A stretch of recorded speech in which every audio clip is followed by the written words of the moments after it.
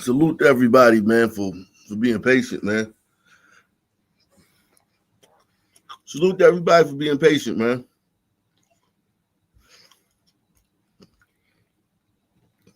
Mm. It took a lot for me to get here. It took a lot for me to get here tonight.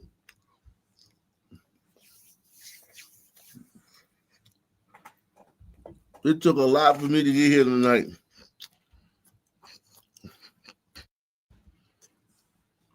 Mm. It took a lot for me to get here tonight, man.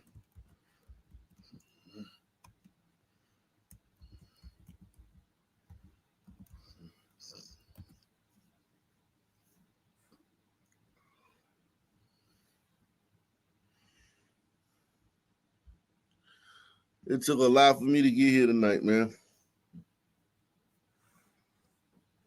Mm. Salute, guys. Woo. Salute.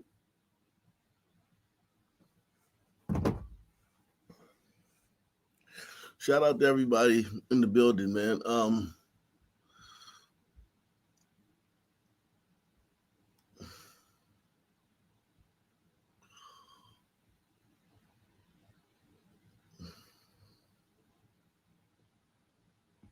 Mm.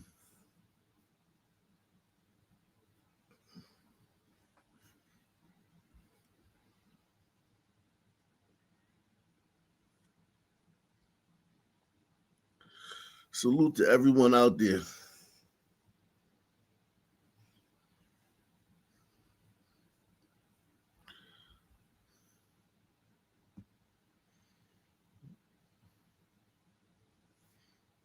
Salute to you and yours.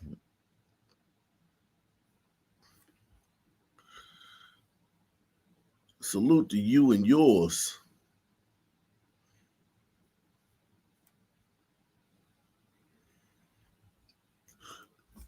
Salute to you and yours.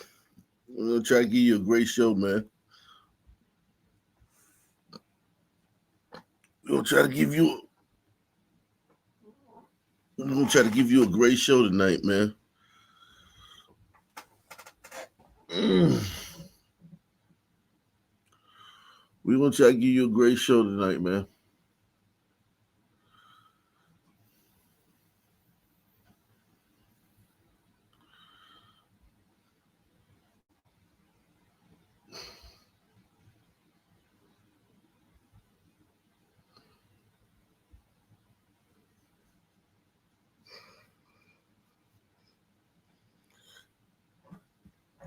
Couch Below in the building, Art of Will in the building, Montag in the building, Irish Goon in the building, Bill Allen in the building, Deluxe 247 in the building, straight from DC in the building. The real Donald Trump in the building, Jimmy Fields Productions in the building, Paul Ross in the building, Amanda Harrington in the building, Douglas Chunks in the building. Yeah, man. Listen, man. I got a full house, man. You know what I mean? I never know what I'll be asked to do. You know what I'm saying? I never know what I'll be asked to do. I never know how plans will change. When you got little kids, man, when you got little kids, two of them too, they both little and they both need you all the time. And they both, you never know what's going to happen. And I got a wife. You never know what's going to happen with her. See, a lot of your favorite YouTubers are bachelors, man. They live by themselves. They might have a girlfriend. You know what I mean? They might have a girlfriend. A lot of YouTubers are bachelors. I don't know how well y'all know y'all YouTubers. I really don't. But I don't know if you have a lot of YouTubers with 2 small children and a wife.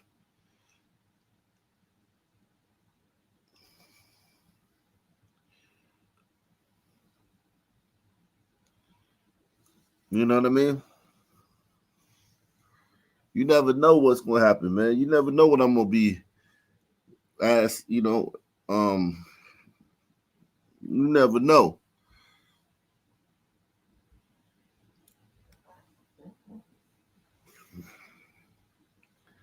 Like I would still be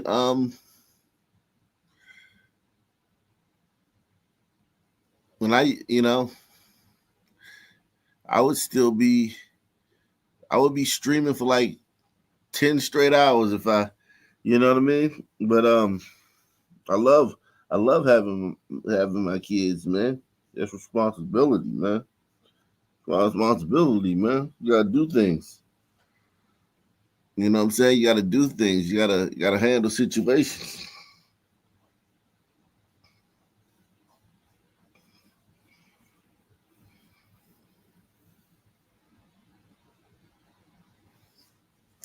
Yeah, like I mean, who I mean, I know who my favorite YouTubers are. They live by themselves.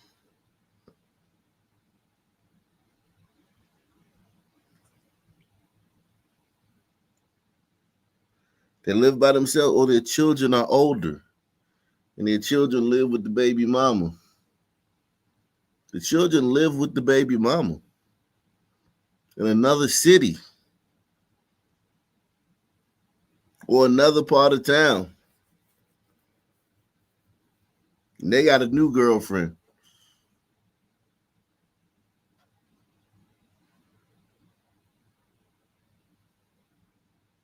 Shit, hell.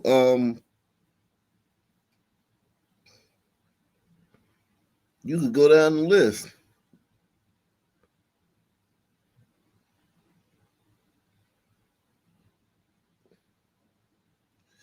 You could go down the list.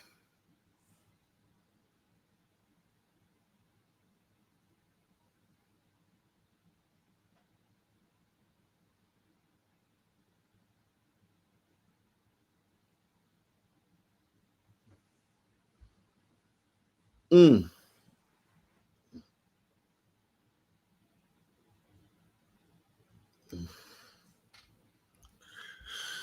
Oh, let's get into it. Let's get into it. We've told you about the teen takeovers plaguing downtown Chicago. Well, this weekend, it was Naperville. Our Nate Rogers is live with the police report on hundreds of teens and young adults, cars, fireworks, and one concerning arrest. Nate. Yeah, absolutely, Scott and Dawn. Good evening to both of you. This Chipotle that you see right behind me, it's been a consistent gathering place for these so-called teen takeovers. Folks that work and frequent right here in downtown Naperville say they've witnessed at least 4 or 5 of these events similarly. And they say that the young people that attend, they don't believe live in the immediate area. So there were videos going around of a bunch of kids in Chipotle causing fights with each other, throwing each other around. The police had to come in and obviously arrest a few kids. Yeah. Other than that, the police have really been on it. Naperville police say Saturday night about 100 young adults met up on the northeast side of town, some driving reckless and lighting fireworks. Police also say on Friday, 200 teenagers were disruptive downtown. Multiple citations were issued for unlawful behavior and violating city ordinances. Among those charged, listen to this, guys, a 15-year-old girl from Aurora now facing 3 felony counts of aggravated battery to a police officer, resisting arrest, littering, and obstruction. As seen in Chicago, these events are publicized on social media. Police issued warnings in advance of zero tolerance for trespassing, disorderly conduct, or behavior putting others at risk. Also, that local businesses may refuse entry to unaccompanied minors. Naperville residents we spoke to are indeed concerned. You know, my kids like to hang out. They go with 1 or 2 friends, or maybe even 3 or 4, but not in groups of 40. And not from a, they come to their own area where they're familiar. They can, but not in groups of 40. Okay, why is that? Because that's a mom mentality. Yeah. Too many people can over. This liberal white woman. Let me drop the link, man. This liberal white woman, man. You know what she voted for. You know what her opinions about everything is. We all know what her opinions are on everything. We don't even have to ask. But now it's in her backyard. It's not in Chicago. It's come out to Naperville. It's come out to Naperville.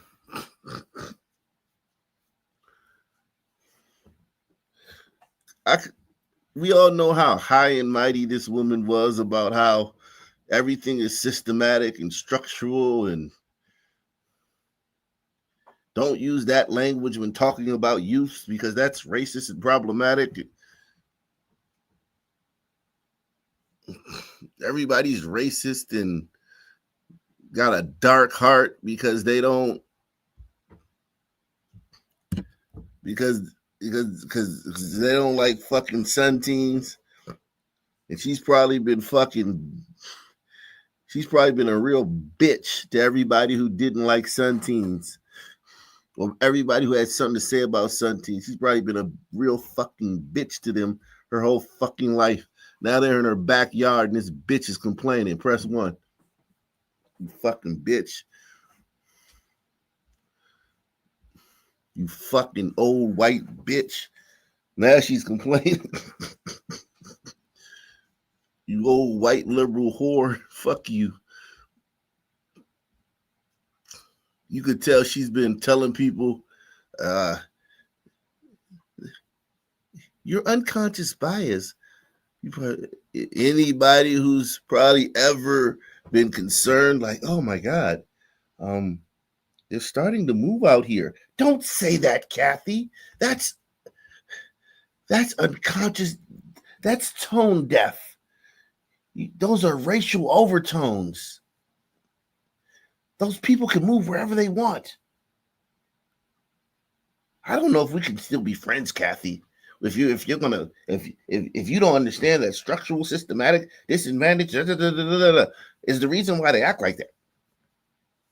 Second day in her backyard, she runs to the fucking news and complains about it. You fucking bitch, you. I know you're supposed to respect your elders, but fuck this whore.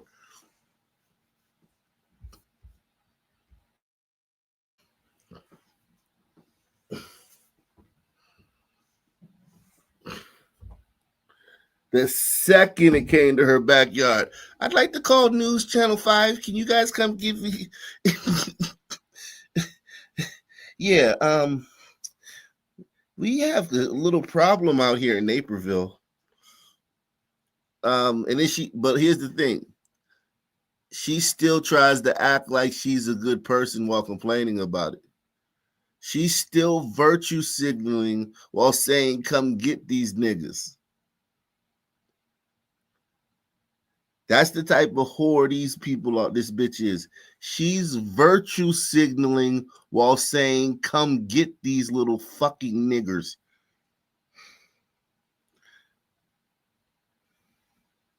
She's still going to try to act like she's helping them.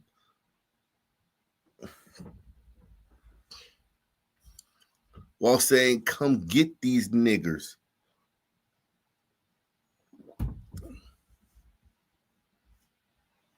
Make sure you support the channel via PayPal, Cash App, with a super chat. Hit the like button. Take the $5 challenge.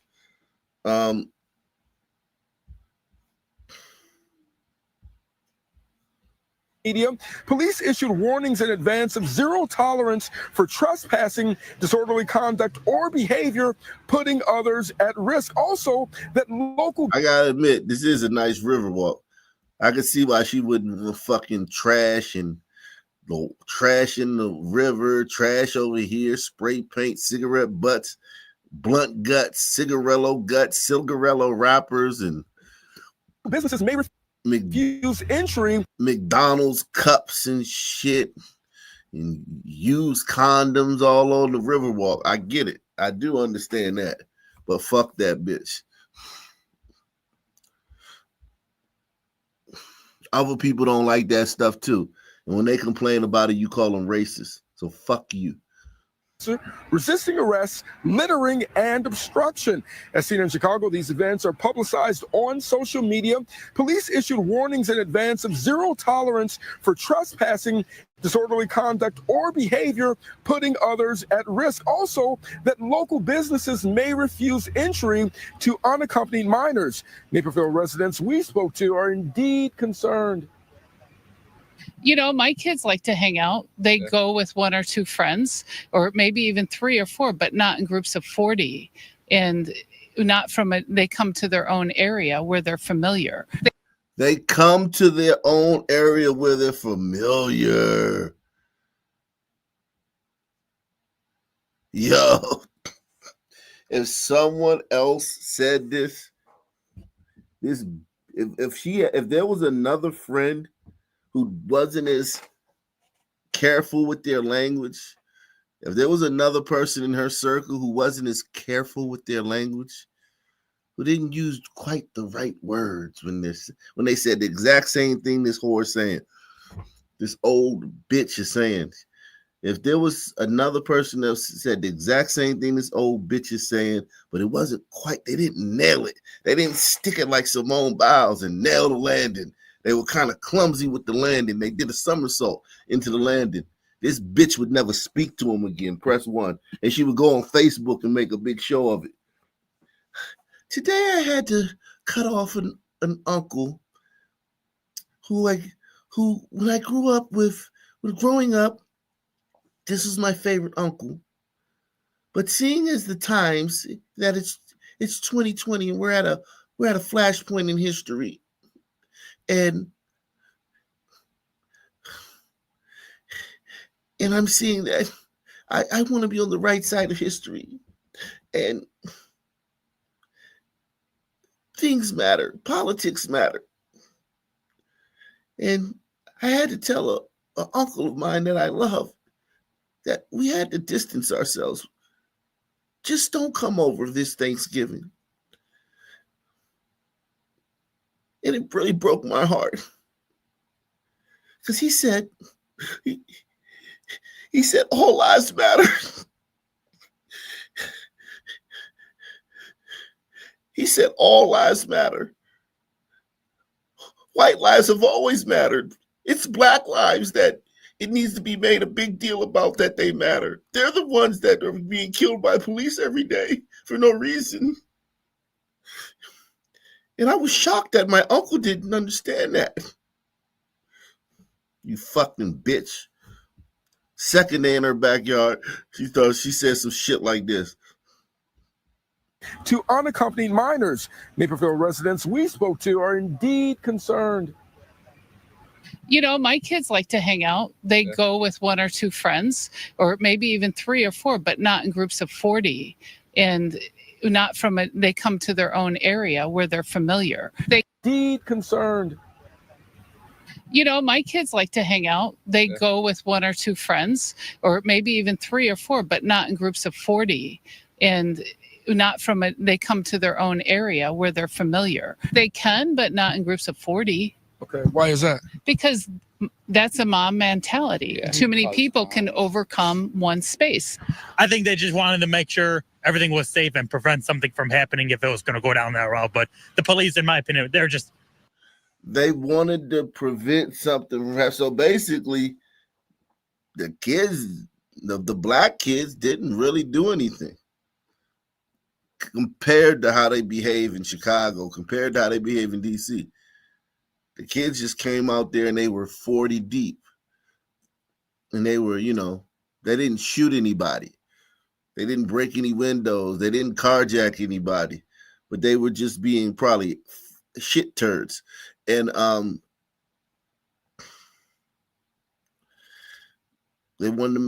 she wanted to make sure that nothing happened. She called for a large police presence just to make sure nothing happens.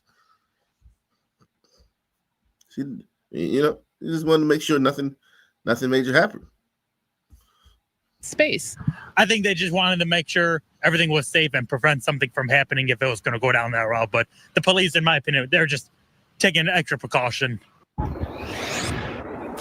Now, police also tell us a 20-year-old man from McHenry County was arrested yesterday after an investigation linked him to one of these teen events. His charges include reckless driving, reckless conduct, criminal damage to property, and mob action. Now, we do know that police patrols will be heightened right here downtown at special events as well as in highly populated areas. In Naperville, Nate Rogers, Fox 30.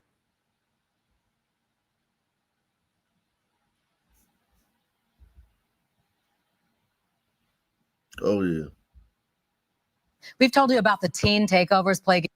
6:32 is the time right now, and happening at this moment, people living in the Navy Yard area in that neighborhood down there, they want to see some solutions after hundreds of teens showed up in that area over the weekend, and in some cases, they got violent. DC police say these teen meetups are organized on social media, and now neighbors say they want to see a stricter curfew in place. Randy Ayala joins us live this morning from the Navy Yard with what happens next. Good morning, Randy.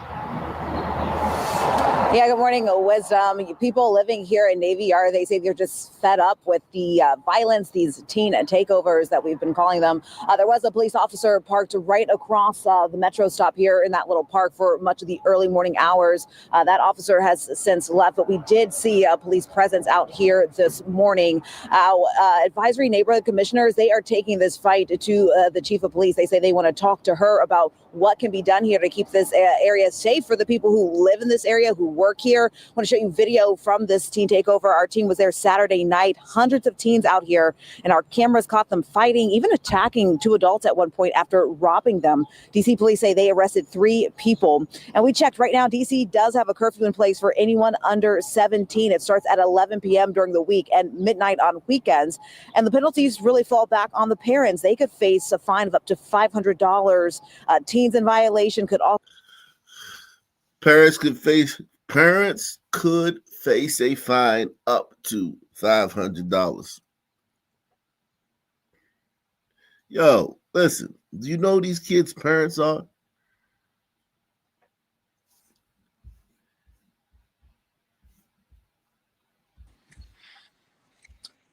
What a do-ock. What's happening?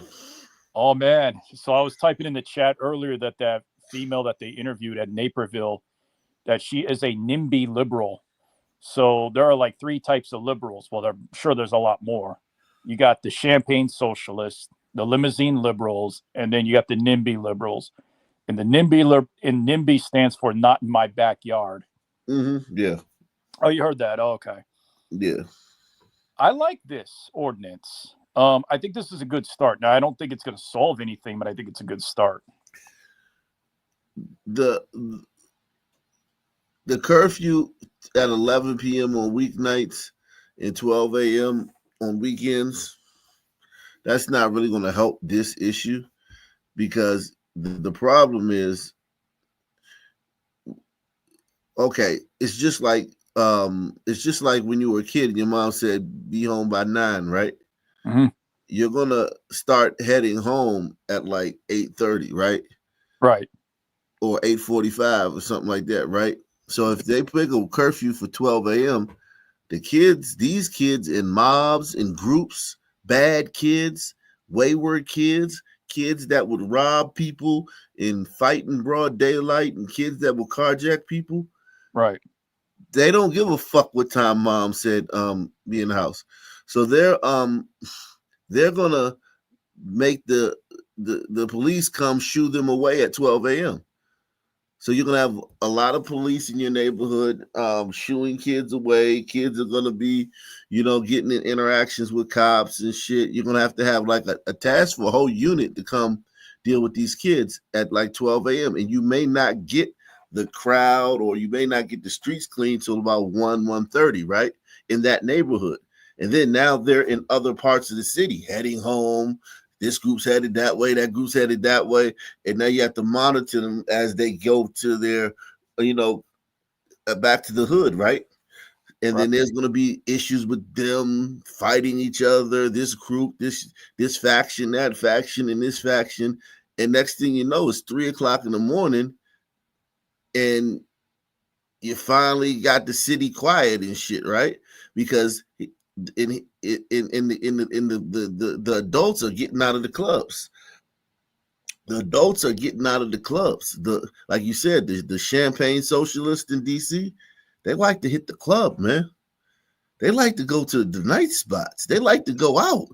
They're out, man. In DC, that group is out. They're fucking. They're meeting and dating and shit like that. So now they get out of their clubs at 2:30, 2:00, and these youngsters are all over the city now. And they're in different places, and they're looking for people to rob. They're looking for people to just fuck with, to pester and shit. And it's just not a clean, it's not a clean, okay, 12:00, and the kids are like, hey, yo, we gotta be off the streets at 12. And it just spreads through the whole group of fucking thugs as wildfire, and everybody rushes home. It's not like that. It's gonna be a big fucking problem getting these kids off the street. That's why they should make the curfew earlier, so that they could, if they make the curfew 9, right? Mm-hmm. All of this mess will be done by 12. All of the getting them off the streets will be done by 12. Rather than you do it at 12, then it'll be done by 3. Because these kids are not just easily gonna get off the street. You know what? That does make a lot of sense. But the one thing I did like, though, and I wanted to point out, was parents being fined. Finally, where parents will be held accountable. That's the one I do agree with, and I think it's a good start. I think that there won't be one fine adjudicated to a parent. I've been doing this for years. Other cities have tried that, right? Threatening parents with a fine, and they never fine a parent, because you got to understand, parent is some fucking. Did you see the story we did yesterday with that one woman with the bonnet on? I did not. I saw part of your live, but I didn't see the part with the bonnet. Okay, I so might have seen it, but it might have been quick. These kids are what, 15, 16? Their parents are 35 tops. Mm-hmm. This is not the fucking, you know what I'm saying, kids of the people that come to DC for, you know what I'm saying, you know, for a job or appointment, a page, a White House page or a White House staff. These are the locals kids. So you talking about a single mom, who's like, I mean, who is like literally like a fucking, like a hood monster. Like, she'll fight you faster than her fucking daughter will. You know what I mean? Like, if you call her, tell her daughter did something, when she shows up on the scene, she's looking to fight somebody. She's looking to cuss somebody out. These usually are the Mama Dukes that I hear. Yeah. So you're not talking about, you're not talking about somebody who has a reasonable parent or something like that. So you're talking about people that are just the city, they know that, right? And they know finding these people is not, you know what I mean? They're not going to find those people. They know that that's just for show. That thing right there, that's just for show. You can't give that fucking woman no $500 fine. That woman is just, I mean, they're hopeless. That's just for show. That's just for the liberals. So the liberals like say, oh my God, they're gonna give them $500. Not one parent, not one baby mama is gonna get a $500 fine. Not one. Not one. You know what I mean? Not one. It's not gonna happen. It's not like you can just send a fucking something in the mail there and they're gonna open it. These are the type of people that don't open their fucking mail and shit. You know what I'm saying? Like this. They also don't change. I hate to say this, but they also don't change their what is it? Address. Their smoke alarm. Yeah, they don't change the address. Their address on their license is like four places of residence in the past. They don't like move somewhere and then go down to the fucking goddamn post office and change their address. You don't know where the fuck these people are. I mean, but like it's just they live on public housing subsidies. You gotta Yeah. understand these people whole life is subsidized. Just because their kids have on Gucci belts and Michael Jordan tennis shoes and look like the kid might go to school with $100,000 outfit. That bitch is on subsidies. She ain't got a dime of savings in the bank. You know what I mean? You know what I'm saying? Like these people are just in the city council. People know this. They know who their constituents are. They know you can't find these people. They know it's gonna be hell to pay. There's gonna be some group coming out crying racism. Some NAACP type group is gonna come out and be like, "That's racism. You targeting black parents," and this is gonna be a big fiasco and shit. You might have a march or some shit. And what about white parents and all this bullshit? You're targeting black parents. This is gonna be a mess. Like I said, this is gonna be a big mess. You gotta. It's just like, all right. You ever you ever step in some shit in some sneakers? You know, sneakers with the grooves at the bottom. Yep. And you gotta like get a stick. Yep. And like scrape it out between the grooves. It's the only way you can do it. You know what I'm saying? You can't just you gotta get in there. Well, I was gonna say it's even bad with rubber cement because if you let that stick and you accidentally step on it, and that sticks to your shoe, you're not getting it out. Yeah, so it's like you gotta this is just a mess, you know. This is just part of living in the city with black people. You know, they don't take care of their children. You gotta understand too, these parents, they don't tell their children why they should behave. Like they don't break it down to them why they should behave in public. Her kid might just say he's misbehaving, he's 4 years old. He might pop him. Don't do that. Stop doing that. Or if they in public, like say she take him to the fucking social service building and he's acting up in the social service building, running around and shit, the waiting room and shit, she might just pop him. She's not gonna say, son, don't do that. Don't run around because other people are trying to relax. And when you're in a public space, you comport yourself a certain way because you're representing your family and you always want to be conscious of other people in the space that you're in. And all she's gonna do is slap him upside his head and tell him stop. These kids have never been told how to behave in public. These kids have never been given any guidance. These kids have been, you know what I'm saying? These are feral kids. My mom has been good with talking to them, and I'm like, why do you do? Like one time, my mom and I we went to the dollar store, and she took offense to one of the son kids coughing without covering his mouth. So my mom was like, hey, she was showing him, okay, if you don't want to put your hand to your mouth, you can put the inside of your elbow to it so you don't spread your germs. And he was very compliant and, took direction. But then the son mother, of course, didn't like that and was talking talking S to my mom. And, of course, it became a can of worms. I got my mom out of that situation because I wasn't going to stick around for that.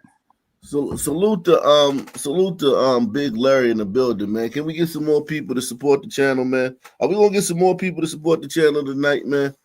Everybody's sitting on the wall, man. Nobody want to support the channel tonight, man. Got a lot of wallflowers. Is that what people call them? Wallflowers. Yeah, this type of stuff is just for show, right here. This is just to let the people know the people have demanded something be done, right? Right. So this is like, hey, this is what we're doing. And the white liberals who don't know the intricacies of this shit, they think, oh, something's been done. And nah, what's really being done is the police are gonna they're going to do something behind the scenes, right? So what they'll probably do is something that targets um, the little gangs or something, right? Maybe they'll um, be there like when they get there, the police will already be there. You know what I'm saying? A big show of force, like it'll be like their little hangout. Right. It'll be like 12 cop cars there, and the kids will be like, "Oh shit!" They'll show up and there'll be 12 cop cars there, and they're like, "Oh shit!" And it'll be like, and then they'll go somewhere else. That's They'll it. probably go on 2 blocks and raise hell, and you know what I mean. And then that neighborhood is satisfied because now you can walk your dog at night. Now you can go to your car. Like, because here's the type of thing in DC. In DC, I shit you not. Like, say you're one of these liberals, right? And your wife's like, and you live with you say you live with your girlfriend in an apartment, right? And she's like, honey, I left my purse in the car. And y'all parked 2 blocks down the way, right? Oh hell no! And it's 11 o'clock, and she really needs something that out of her purse because for work or something, blah blah blah. You definitely don't want her to go get it, but as the man, you're like shit. Now you got to go down. Now you got to fucking, put on your jacket, put on your shoes. You walk down. You get outside your building. It's quiet as hell. It's dark as hell. And you got to walk 2 blocks to your fucking car. And street lights already on. Yeah. No cars are on the street. There's no cars on the street. There's nobody on the street. And you got to walk to your fucking car 2 blocks away. I'm telling you, that is something that people think about when they live in neighborhoods with these black teens. Because these black teens ride around hunting. They ride around. Oh yeah. You know what I'm saying? Looking for people, or they're, or if you walk past them, or if they'll cross the street, they cross the street over to your side and they fuck with you. It's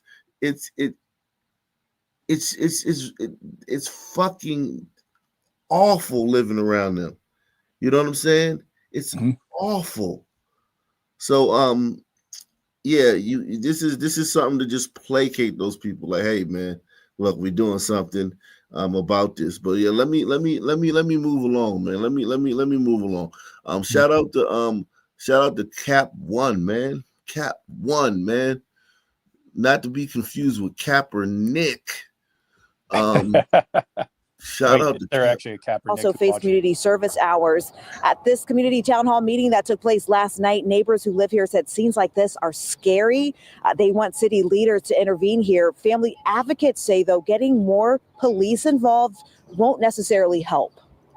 Family advocates say getting more police involved won't necessarily help because the kids don't respect the police. They want city leaders to intervene here. Family advocates say, though, getting more police involved won't necessarily help. The curfew is a Band-Aid, but it could work. In addition to other programs that Gibbs me. Give us some money so we can throw it in the fucking Atlantic Ocean and give us some money so we can fucking throw it in the Potomac River. That's what I was gonna say. The Potomac or the Patapsco. You know what I'm saying? And it's like, yo, that's the solution for them. That's always the solution for them. Give us some money to throw away, to burn, and our kids will stop carjacking y'all. And it never works either. It's extortion. It's definitely a form of extortion, but it's friendly extortion. This is friendly extortion. This is, you know what I mean? This is like this is like protect me from you. Like the mob. You know how the mob? You're a business owner.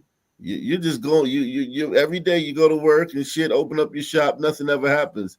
And then one day the mob comes and says, we want you to pay us for protection. And you're like, hey, nothing ever happens over here. They're like, yeah, but it will if you don't fucking give us some money. So now the mob ain't protecting you from no burglars or robbers. They're protecting you from them. Well, I mean, she has a point. I get it. We spend a lot of money in the white communities, creating programs to keep white kids off the streets. And another thing, not only are they protecting, not only are the mob protecting you from them, but here's the thing: the mob in certain areas, like I say, you're in an Italian neighborhood, they have a monopoly on crime. There's nobody. They're the only ones committing the crime. So when they protect you from themselves, you know what I'm saying? It's not like you have to worry about Arab gangs or fucking, you know what I'm saying, Irish gangs, because it's an Italian neighborhood. So they're only protecting you from them. When you're in these cities, the only people carjacking people are black kids. The only people doing street robberies are black kids. So the blacks have a monopoly on crime. So their extortion works very good because they're the only ones doing the crime. So when they come to extort you, it's like you got to be like, damn, these are the only motherfuckers that I got to worry about. So you know what I mean? So yeah, it works very well.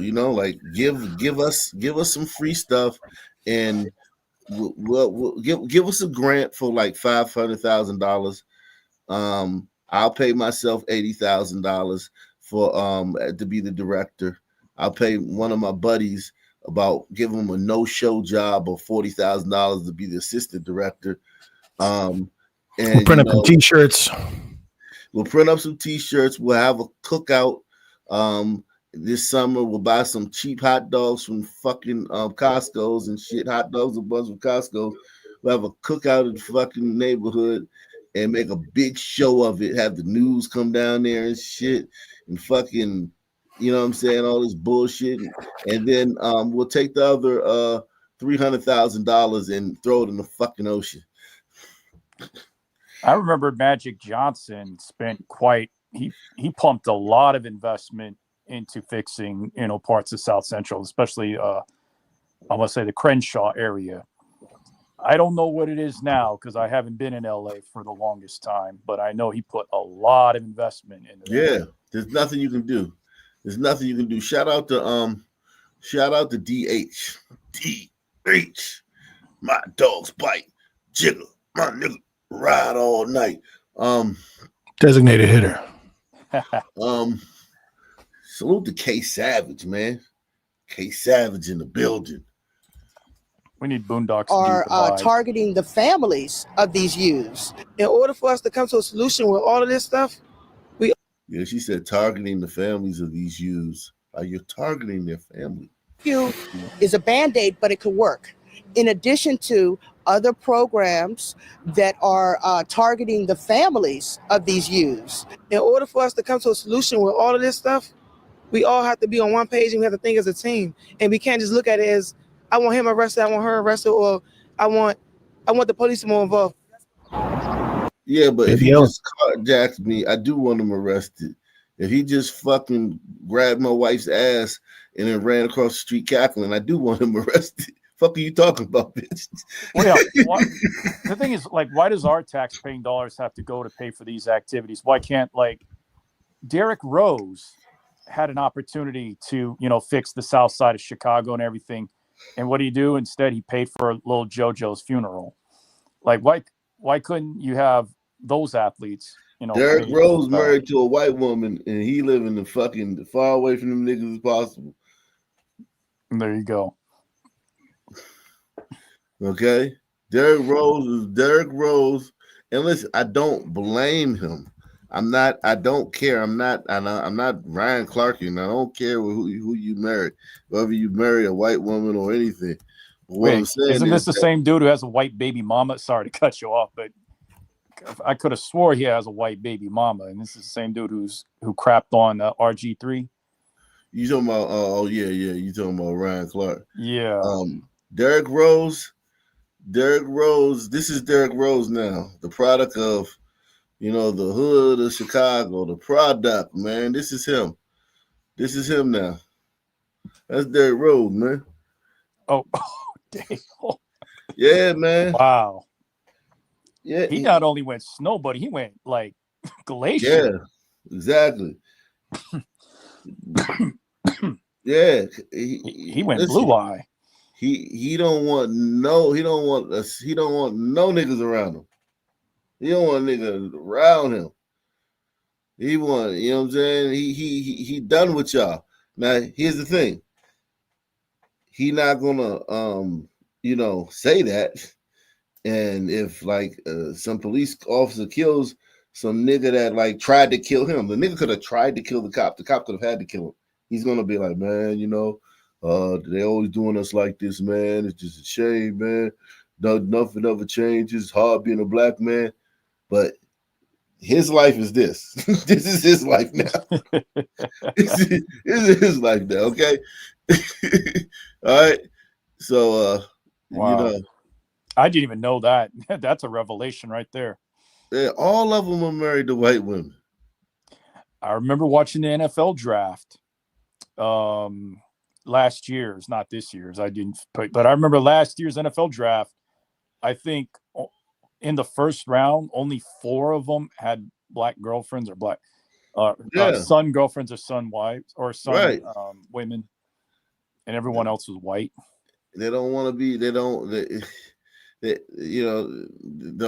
Unless they can get on TV and cry about some jackass that got killed by a cop, or make a rap video in the hood with a bunch of poor people in the background to validate their hoodness, they done with it. They don't want nothing to do with it. I want the police to more involved. Okay, Angel Reese. Two differing opinions there. Commissioner Edward Daniels tells us some people have actually started moving out of this area after teens have been able to access apartment building lobbies. The commissioners tell us that they've already talked to the mayor's office about it. They're looking to take this fight to MPD. So we'll continue to follow. So here we go. So that's one part of DC. Here's another part in another suburb. But this is another problem area. You, VJ. Well, we first showed you this video earlier this week, fights at Navy Yard over the weekend involving teens. And last night, during a community meeting in Navy Yard focused on recent youth violence, a 16-year-old boy was killed in a shooting just a block away. Now, earlier today. So watch this. Look at how big the problem is. So this is the problem that we were just talking about. But watch this. At an event for seniors in D.C., Mayor Bowser spoke. At an event for seniors, the mayor speaking about this at an event. About the need for the community to come together to help kids. But like I know, there's too many of our kids getting in too much trouble. So community, are you going to stand with us?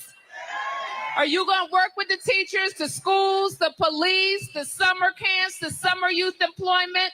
Because it's up to us to keep our kids safe. Are you going to do that for me?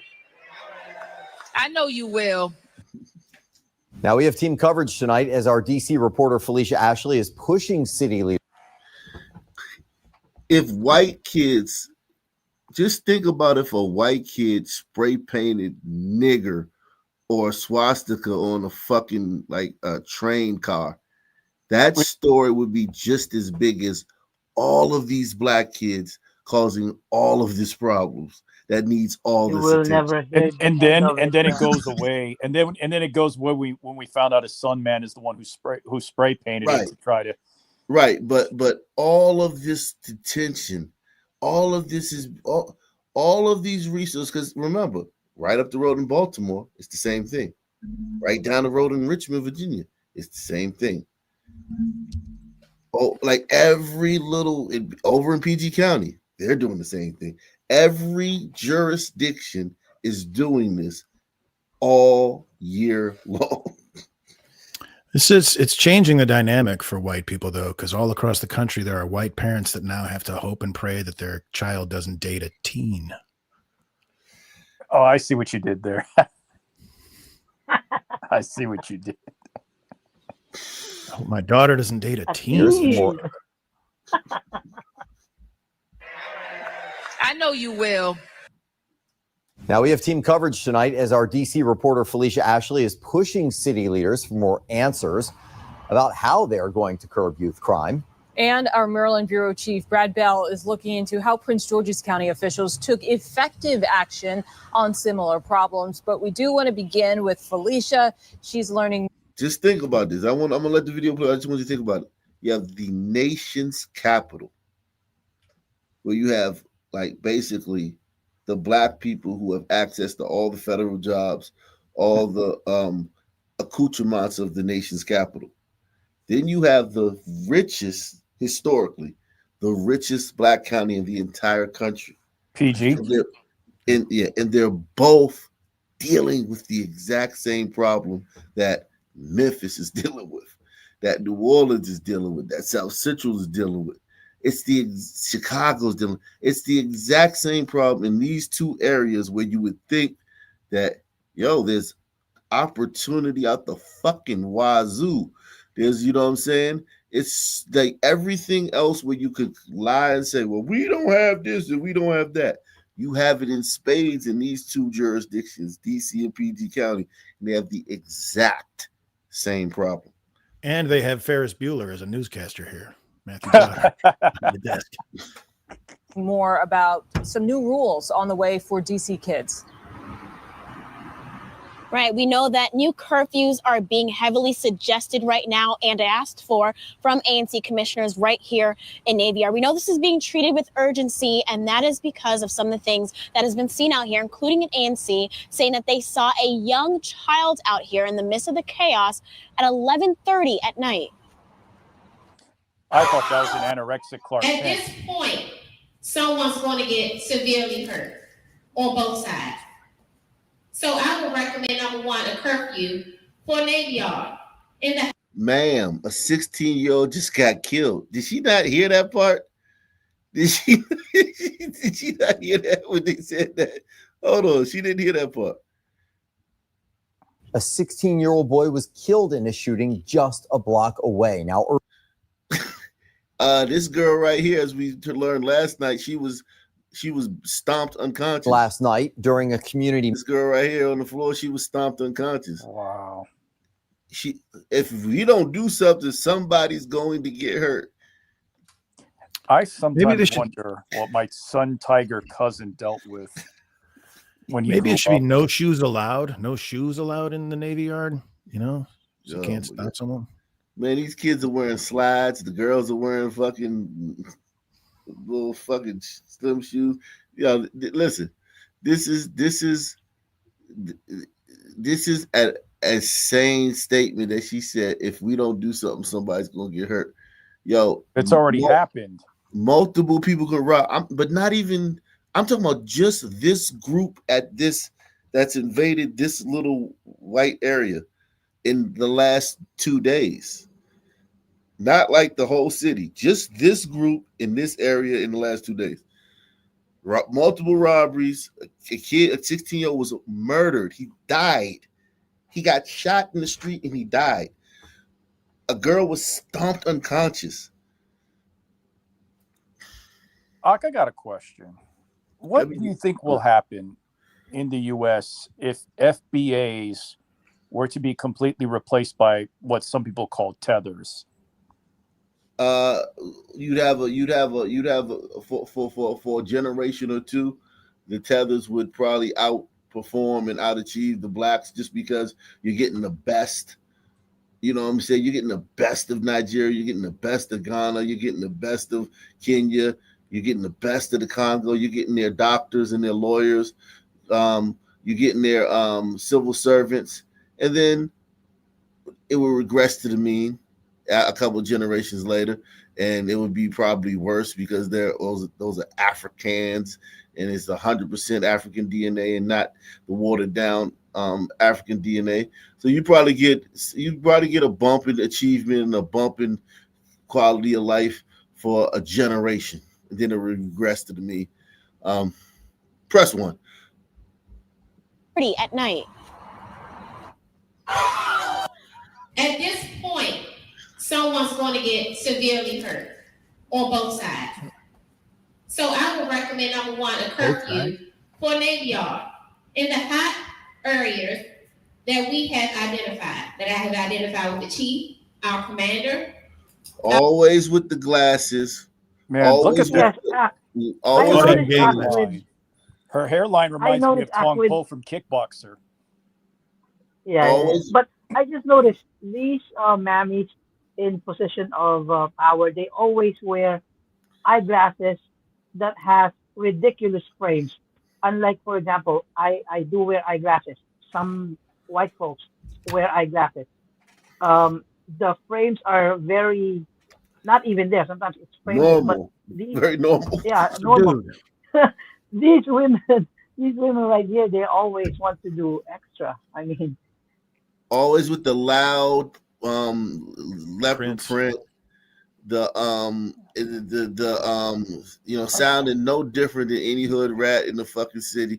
Like that, I get it. DC has an accent, so she does have a DC accent, but it's still annoying that your fucking leaders have a DC accent. For Navy Yard, in the hot areas that we have identified, that I have identified with the chief, our commander, our DPR people, and everyone else. That's number one.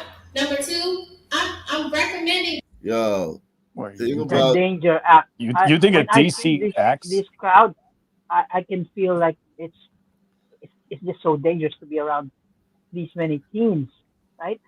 the girls are the girls are horrible. You wouldn't even want to be around this many girls, but they have boys with them, and the boys are in that age where they want to impress the girls. Hey, know what Ak, I'm saying? my bad. I was going to say, hey, Ak, I'd rather hear a DC accent than a Baltimore accent. Yeah, this one right here is this is a scene that if you're walking home from work and you're walking through this alley and you're not expecting these people to be here and you have to walk through them, they are going Walk to the other fuck way, you. return. They are going to fuck Return when you. you come. I'm going to lie. It looks like GTA. Yeah, like It's like a pack of hyenas. somebody's gonna, if you make it through there, somebody's gonna throw something at you when you as you're walking away. Like there's no way you're getting through this without somebody fucking. Yeah. I think that's what will happen. You know even what? if you don't make eye contact. I'm wrong. It actually reminds me of Resident Evil when I'm trying to run through like any alleys that have zombies and stuff. It does. I don't remember which Resident Evil, but it does remind I think me of that. what you mean is Left 4 Dead, not Resident Evil. It's Left 4 Dead. Yeah. Yeah, that too. I played both. I'm Yeah. recommending that we lower the curfew from 12 midnight to at least 9 or 10 o'clock for you. Commissioner looks like Marquita The Bryant Purge says she was before there sundown. as teens violently took over Navy Yard Saturday. She recommends a juvenile curfew for Navy Yard and for DC. If curfews are going to be effective, then we also have to have some other things that we invest in order. Most gives me. It always gives me. Wait, what did he say? I got to skip when he played that. I don't know why it skipped, but he said something about an alternative. So here's the thing: if a white kid, let's just say 2 white kids from DC, the other side of the tracks, right? Like we said, let's just say they got into some trouble, right? Right. There would be no consideration of an alternative. No. It would just be lock them up for whatever graffiti they wrote or punish them for what they did. There would never be a consider if the white community said, yeah, and we also want, some money to invest in these kids to try to help them. The black community would be enraged. What do you mean money to help them? They just spray painted a swastika on a building that we didn't know existed yesterday. And it's like, or on a car in some fucking street that we didn't even see. These kids are carjacking people, killing people, assaulting people, and they're asking for money to give to these kids. And that's about as bad as the Stockton mayor Stockton, California was paying. He's like, yeah, man, I'm gonna pay you guys so you don't shoot each other. They're asking for money for programs. Give us money so we can funnel it to these kids through some program, resources and shit. These kids need housing. They need their parents need groceries. They need activities. They need interventionists. We're gonna give us money for these kids that are killing people. And white community could never ask for money if their kids got out of line. They could never. It would be black people would be incensed. It would be you know what, how to compare it to?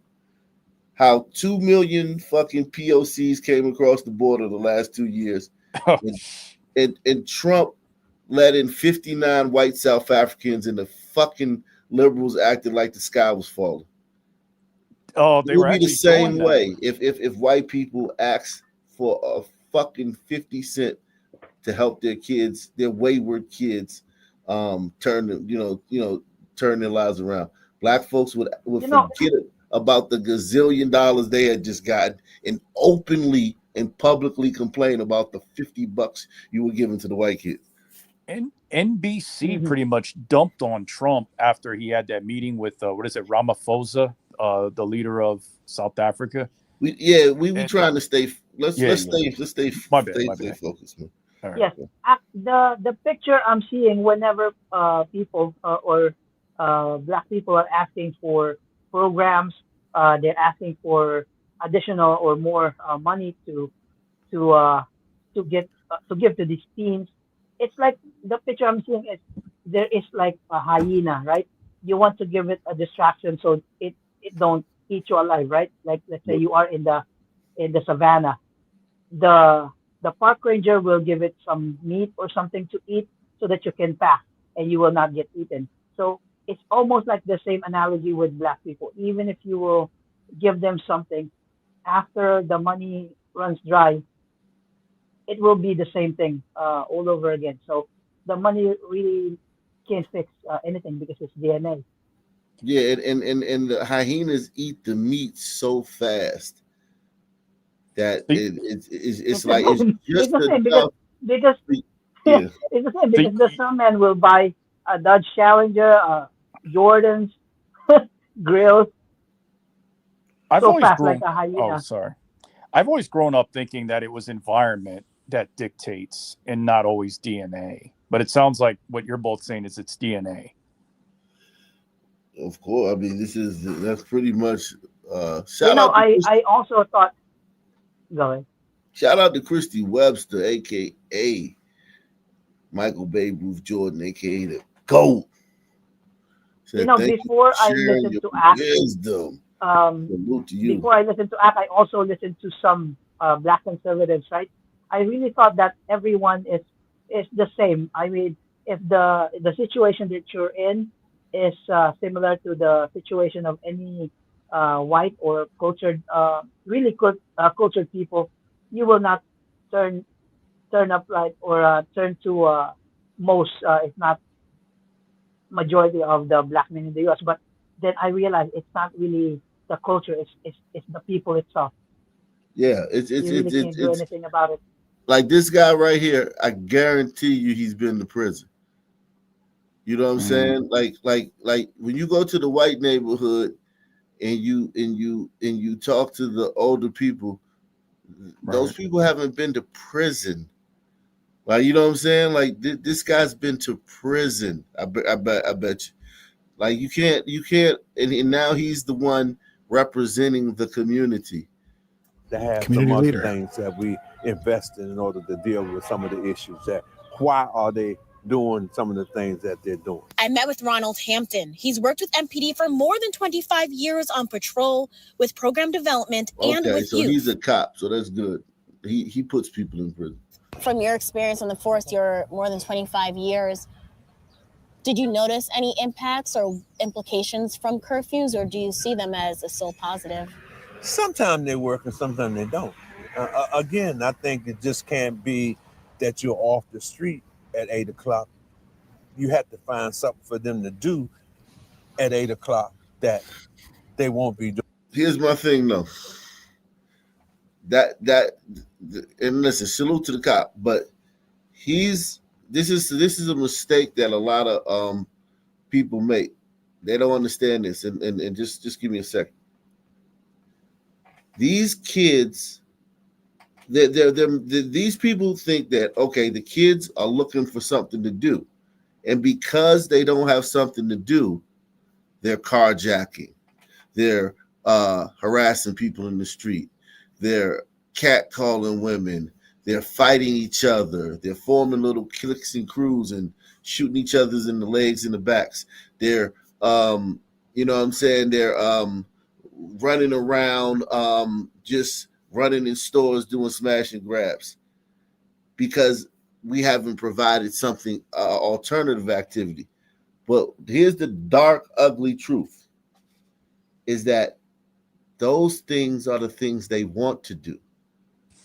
And if you try to find a replacement that doesn't give them the street cred, the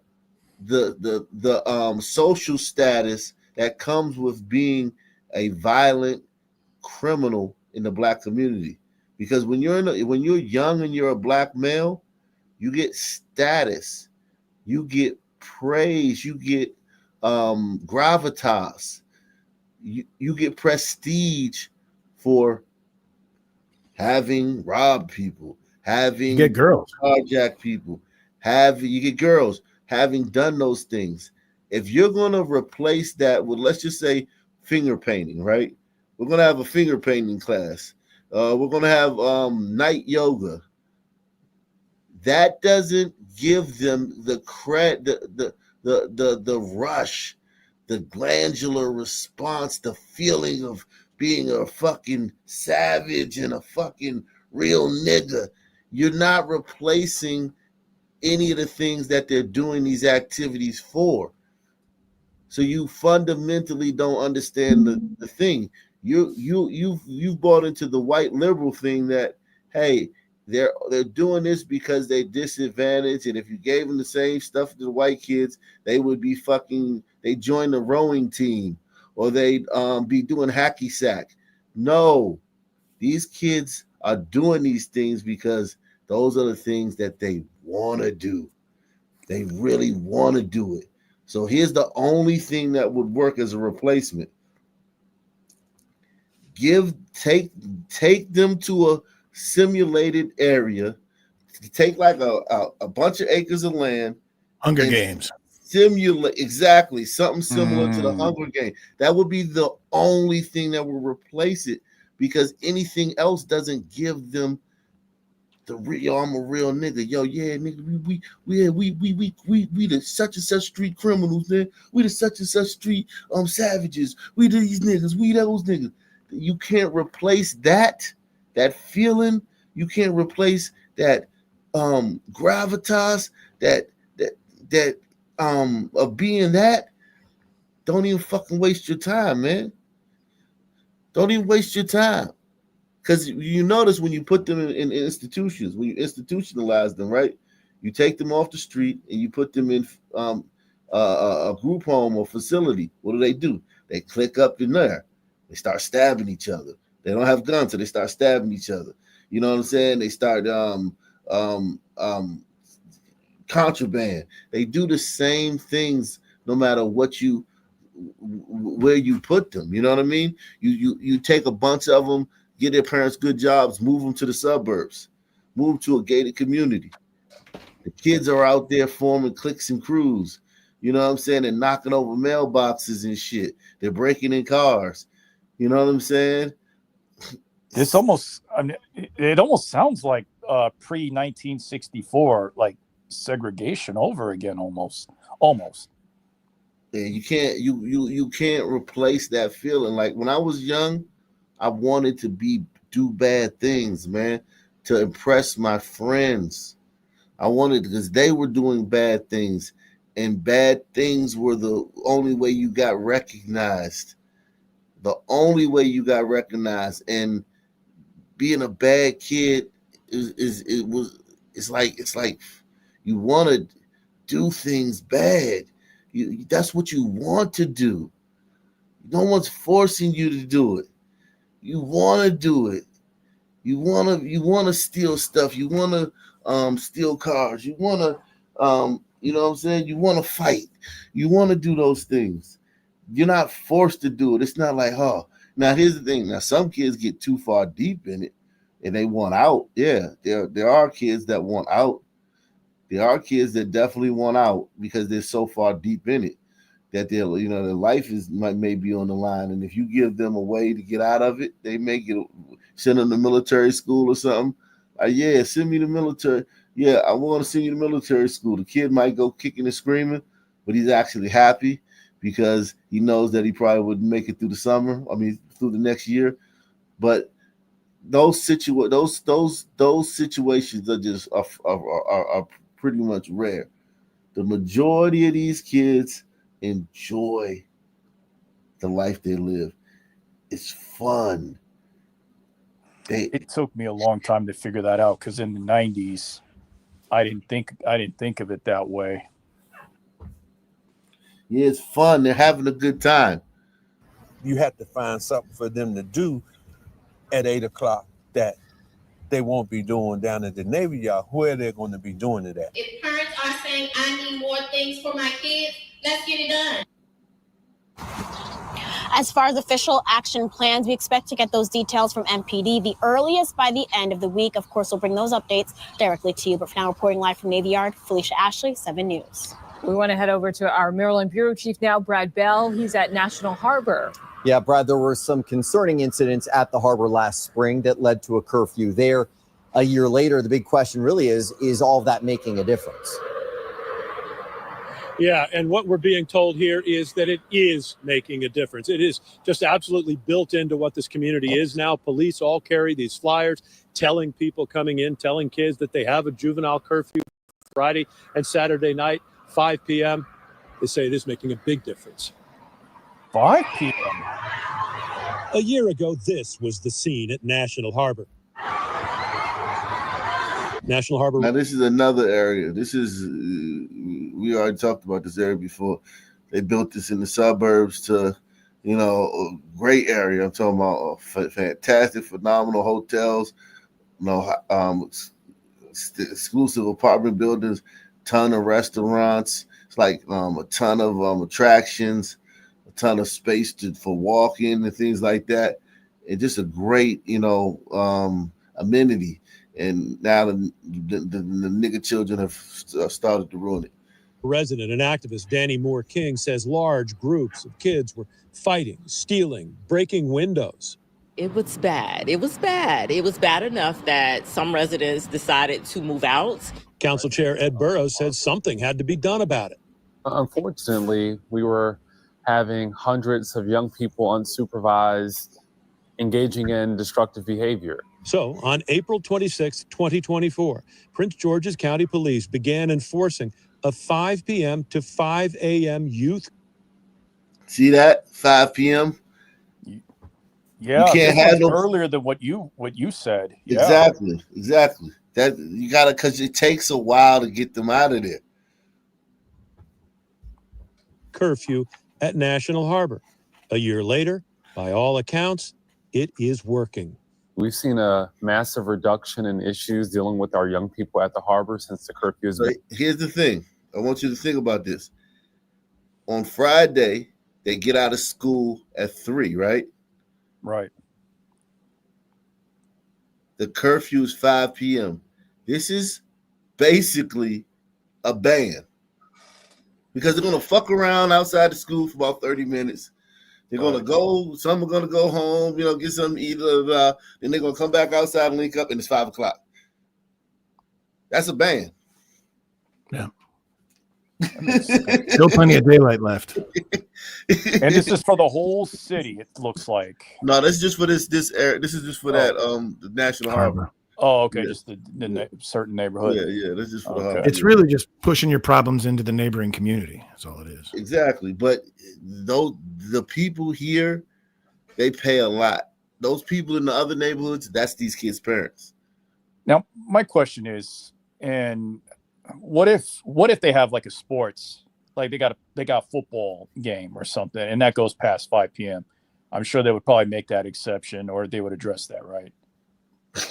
I'm just throwing something out there. What are you talking about, man? Just relax, man. Hey, man, take it easy, man. You don't have to say everything that comes to your mind, man. You don't have to say every single thing. You like a stream of consciousness, man. Let's see. Salute to Goucho Below, man. He says, "Here's something for your program." Salute and the nation, man. Shout out to Nation, man. Shout out to Goucho Below, man. Goucho Below in the building, man. 5 a.m. youth curfew at National Harbor. A year later, by all accounts, it is working. We've seen a massive reduction in issues dealing with our young people at the harbor since the curfew has been in effect. It's the best thing that could have happened here for us and our property values. The second Both best Moore thing. King and Burroughs say they've seen what's going on now in D.C., and it looks all too familiar.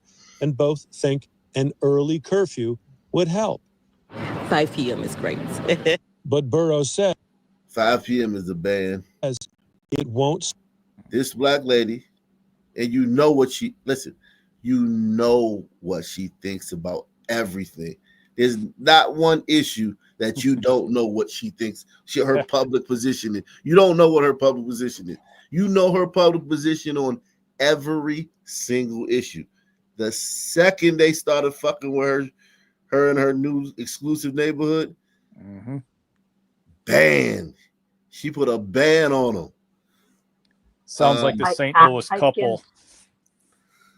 I can only imagine the weight that these young people, teens, put on everybody else. Like not black, because you are go about your day without disturbing anyone, but you're not allowed to go out anymore because of the teens and young people. It's really tiring. I think that's why the fatigue is actually not just real. It's not going away. Not anytime soon. It's never gonna go away. It's never gonna go away. Fatigue is never gonna go away. There's no solution to it. So tensions are running high in DC's Navy Yard after another chaotic night involving large groups of teens. So we were the only crew there Saturday night as teens got into fights, you see right there, gained access to apartment building lobbies, and disrupted businesses at nearby stores. Our Alexis Wainwright just stepped out of a community meeting held tonight where neighbors are demanding action.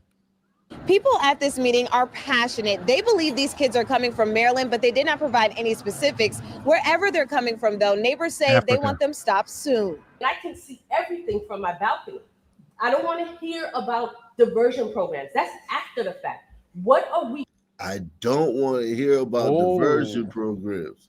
Hey, she's thinking like you, Ak. See everything from my balcony. I don't want to hear about diversion programs. That's after the fact. What are we going to do now? It's frightening. It's appalling. There is fear and concern for residents. Yes, I'm angry. Yes, I'm very upset that my residents do not feel safe. We have seniors in our community. After yet another teen takeover here in Navy Yard, hundreds of teenagers out here hanging out, then things escalated and we saw several fights. At one point, teenagers attacked two adults. Leaves me completely exhausted with those in our community who continue to make excuses for the behavior of these kids. I will recommend, number one, a curfew for Navy Yard. Recommendations were made, like putting in a curfew for Navy Yard, to changing the current district curfew to go into effect before 12 midnight and instead at 9 or 10. Okay, so we got that. But yeah, let's see. I did hear them say instead Going of there, midnight, handing over your keys to the valet, and then never seeing your vehicle again. That's exactly what one Maryland family says happened right here in D.C. at a well-known downtown hotel. But as our Matt Gregory explains, they lost more than just their SUV. This is a story you will only see right here on WUSA 9. Over 2 weeks ago, the McGraw family came to an event in downtown D.C. They checked into the Westin that's near the convention center, handed their keys to their vehicle to a valet, and then that was the last time they saw their car with their own eyes. I feel violated more than anything. You'd probably feel just like Dr. Joy McGraw if you checked out of your hotel and asked for the valets to bring your car around and nothing happened for an hour. We waited again, another 10 minutes go by, nothing. There's no car. No one's telling us anything. So Joy and her husband went looking for their Audi SUV with a valet, but the spot where a valet parked it, empty. And someone suggested they look at security video. I'm still back there with the security, and suddenly I said, "That's my car," and it's trying to exit I Street. You can see in the video Joy captured someone in her SUV tailgates another car out of the main security entrance, barely escaping the security arm. Now, here's the tricky part. The whole time, the valets had the McGraw's key, which means someone walked through the garage and used a hacking device to get the car. I think most people, when you valet park, you do it with the thought that you don't have to worry about your car. The McGraws filed a police report and reached out to the Westin's owner, Marriott. My understanding is there's a valet company, there's a garage company, and then there's Marriott. So there's 3 different companies involved, all of which have not reached me to take any liability in this. So we called Marriott and we asked what's the protocol when a car is stolen out of their garage, and is there anything they can do for the McGraw's trouble? Now, they sent us a response that said, quote, "As it is a matter under police investigation, we would respectfully redirect all media inquiries to the Metropolitan Police Department." 2 weeks later, no sign of the car, no arrests, and nothing from the parking garage, valet company, or Marriott to help with that violated feeling. It's just an unnerving feeling to know that someone went through those things that were very personal to you just to take a car, and I'm not really sure what they were looking for. In downtown D.C., Matt Gregory. What they're looking for. Looking to chop it up. Wow, 2 Israeli staffers were shot dead in D.C. today. That's crazy. Let's listen in. This is what we know so far, and this is what officials in D.C. know so far about this incident, apparently involving 2 Israeli embassy staff. Let's listen.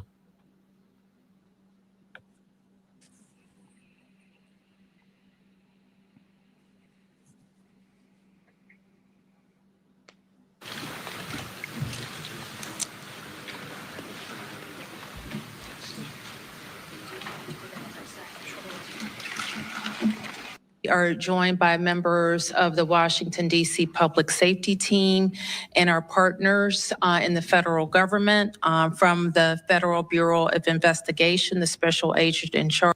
The incident is going to frighten a lot of people in our city and in our country. And I want to be clear that we will not tolerate this violence or hate in our city. We will not tolerate any acts of terrorism, and we're going to stand together as a community in the coming days and weeks to send the clear message that we will not tolerate anti-Semitism. I want to ask Chief Smith to talk about where we are with this investigation, followed by our I'm Chief Pamela A. Smith, Chief of Police for the Metropolitan Police Department, and I'll start by expressing my sincere condolences. All women. To both of the victims and the families, and also the attendees tonight at the Capitol Jewish Museum. At approximately 9:08 p.m. tonight, we received multiple calls for a shooting in the area of 3rd Street and F Street Northwest. Officers located 1 adult male and 1 adult female unconscious and not breathing at the scene. DC Fire and EMS responded, and despite all life-saving efforts, both victims succumbed to their injuries. The preliminary investigation indicates that both victims were exiting an event at the Capitol Jewish Museum located in the 500 block of 3rd Street Northwest when the shooting occurred. We believe the shooting was committed by a single suspect who is now in custody. Prior to the shooting, the suspect was observed pacing back and forth outside of the museum. He approached a group of 4 people, produced a handgun, and opened fire, striking both of our decedents. After the shooting, the suspect then entered the museum and was detained by event security. Once in handcuffs, the suspect identified where he discarded the weapon, and that weapon has been recovered, and he implied that he committed the offense. The suspect chanted, "Free, free Palestine," while in custody. The suspect has been tentatively identified as 30-year-old Elias Rodriguez of Chicago, Illinois. Wow, no Brito from Chicago, Palestine. That Palestine shit is a mind virus, man. Like, I don't understand. Like, there's so many people suffering in the world. For some reason, those Palestinians always get people to support them, around the world. Well, they're the Browns in that equation. So yeah, the right complexion, I guess. Woke whites, they jump on that. Yeah, it's fucking on Brito from Chicago came to DC and shot 2 fucking Israeli staffers. Sounds like, yo, he Our could be. MPD case He could be a son. detectives. Go ahead, man. I was gonna say he could be a son burrito. Elias, nah, not Elias. I think he's are leading this investigation. I will now turn it over to Washington Field Office Associate Director Steve Jensen. 30 years old is a little weird too. I could see a dipshit 20-year-old, but 30? Come on. He threw his life away. I mean, he just threw his life in the fucking shitter.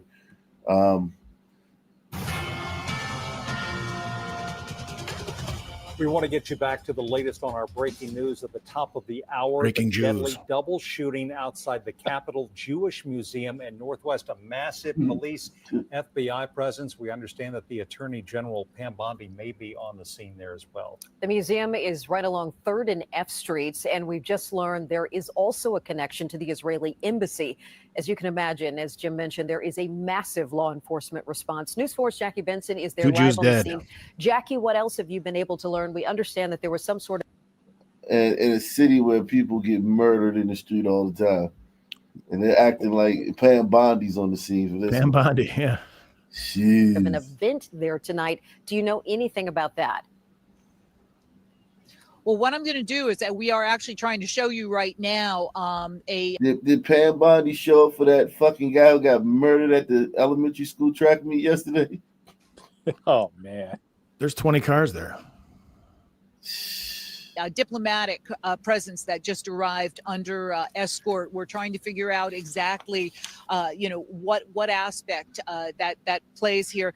I can tell you that the confirmation by Israel's ambassador that staff were among those injured here today confirms what we have heard, that about 9:15 there was a shooting directly outside the Capitol Jewish Museum. A man and a woman were killed. We do not know who they are. We are awaiting a press conference by DC's police chief. I believe Mayor Bowser is down there. I heard you mention the Attorney General, and again, right behind me here, there is some type of diplomatic vehicle arriving under police escort. So something that is extremely unusual and unsettling. This took place directly behind the FBI. When we arrived here, there were probably 5 or 6 ambulances. This originally went out as a mass shooting. So again, that fits in with what you heard, that there may be additional people injured beyond the 2 people who were killed. That very much fits in with that.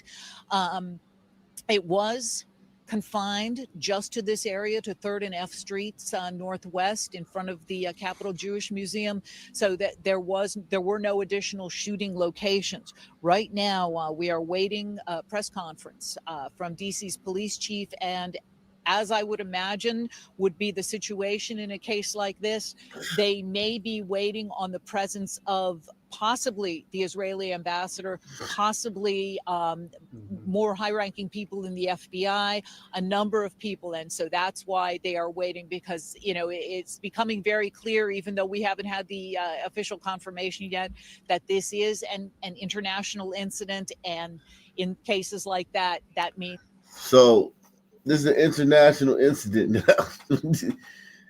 Yo, Jews, listen. Whenever something happens, you get to see the power. The Careful, power, Rock. yeah, the power is.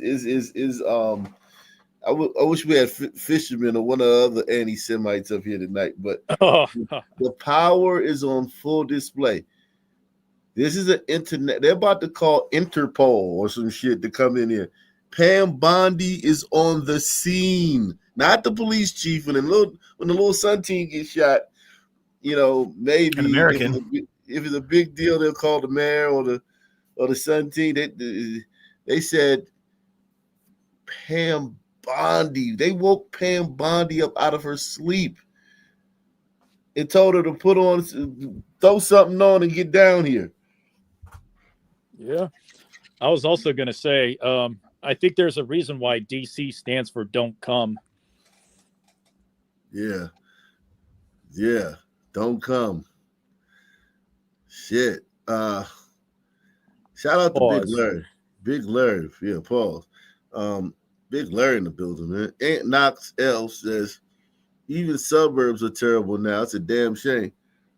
DC suburbs been terrible in DC. Our suburbs been terrible. But I feel you. There's a lot of places that weren't. There's a lot of little towns in Pennsylvania that hadn't had a murder in fucking 200 years. Some fucking niggas moved in and shit. Now you don't recognize it. The most dangerous suburb in the West Coast is Compton. Yeah. Salute to Andy Armour, man. Taking the pledge. Shout out to my man Andy Armour. Make sure y'all continue to support the channel via PayPal, Cash App, or Super Chat, man. Late show tonight, but it's still a show. Salute to GB, man. GB in the building, man. Shout out to David H. He said, fuck a fine. Throw them kids in jail. And yeah, maybe if they fucking around down here by the Jewish embassy, maybe that's what we got to do. We got to get these kids. We got to lure those Sun teams down to the Jewish embassy and say, yeah, come down here and do all your frolicking. Fuck the Navy Yard. That's not cool. The cool place to be for the kids is by the Jewish embassy. They'll dip that shit in the bud quick. All them little fuckers will be in jail. Salute to Barry B, man. Barry B in the building, man. Shout out to the Lux 247, aka Cal Ripken, aka the real MVP, coming through once again. A huge investigative presence, and a lot of people will be speaking here tonight. Jackie, we've gotten confirmation that there was an event from the American Jewish Committee, Young Diplomats, and that the two victims may have been attending that. Do we have any sense of how big a crowd or how many people were at this event?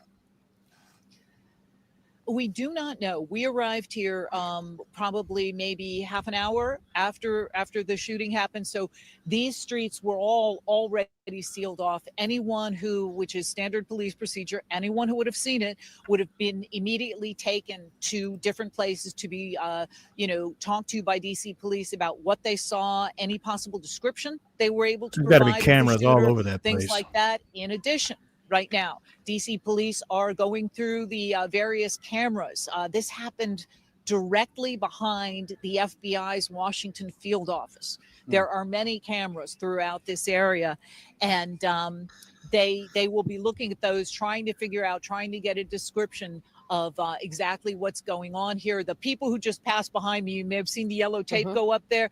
They have jackets that say U.S. Secret Service Police on the back. So, we've got a lot of different investigative agencies here. We've got the U.S. Capitol Police. I do not know if they do patrol in this area. We are not far from the Capitol. But, that we're just trying to fit together the pieces right now of, what's going on here and who's going to talk to us. Jackie, let me real quick read a statement that we just got in from the CEO of the American Jewish Committee. His name is Ted Deutsch. He did confirm that we hosted an event at the Capitol Jewish Museum in Washington, D.C. this evening. We are devastated that an unspeakable act of violence took place outside the venue. At this moment, we await more information on what transpired. Our attention and our hearts are solely with those who were harmed and their families. As we've been reporting, and you've been reporting, Jackie, we know so far that a man and a woman were killed. It is unclear if they were part of the event that happened there tonight. But we also heard from the Israeli ambassador that the word I think they used, Jackie, was diplomat. A diplomat was injured as part of this shooting that happened and tonight. talked about perhaps other injuries. Do we know, speaking of the man and woman, the fatalities, are their remains still on the scene or have they been taken away? It may be tough to tell from your vantage point. I believe that there's one person, and I believe that is the man who was pronounced dead here at the scene. I believe that the woman may have been transported by ambulance and was then after that pronounced dead. But the specifics of that beyond, particularly in the case of the woman, I'm not 100% certain on that, but I do believe she was transported by ambulance. This is breaking news too, apparently. Let's see what else is going on in DC, man. DC is like a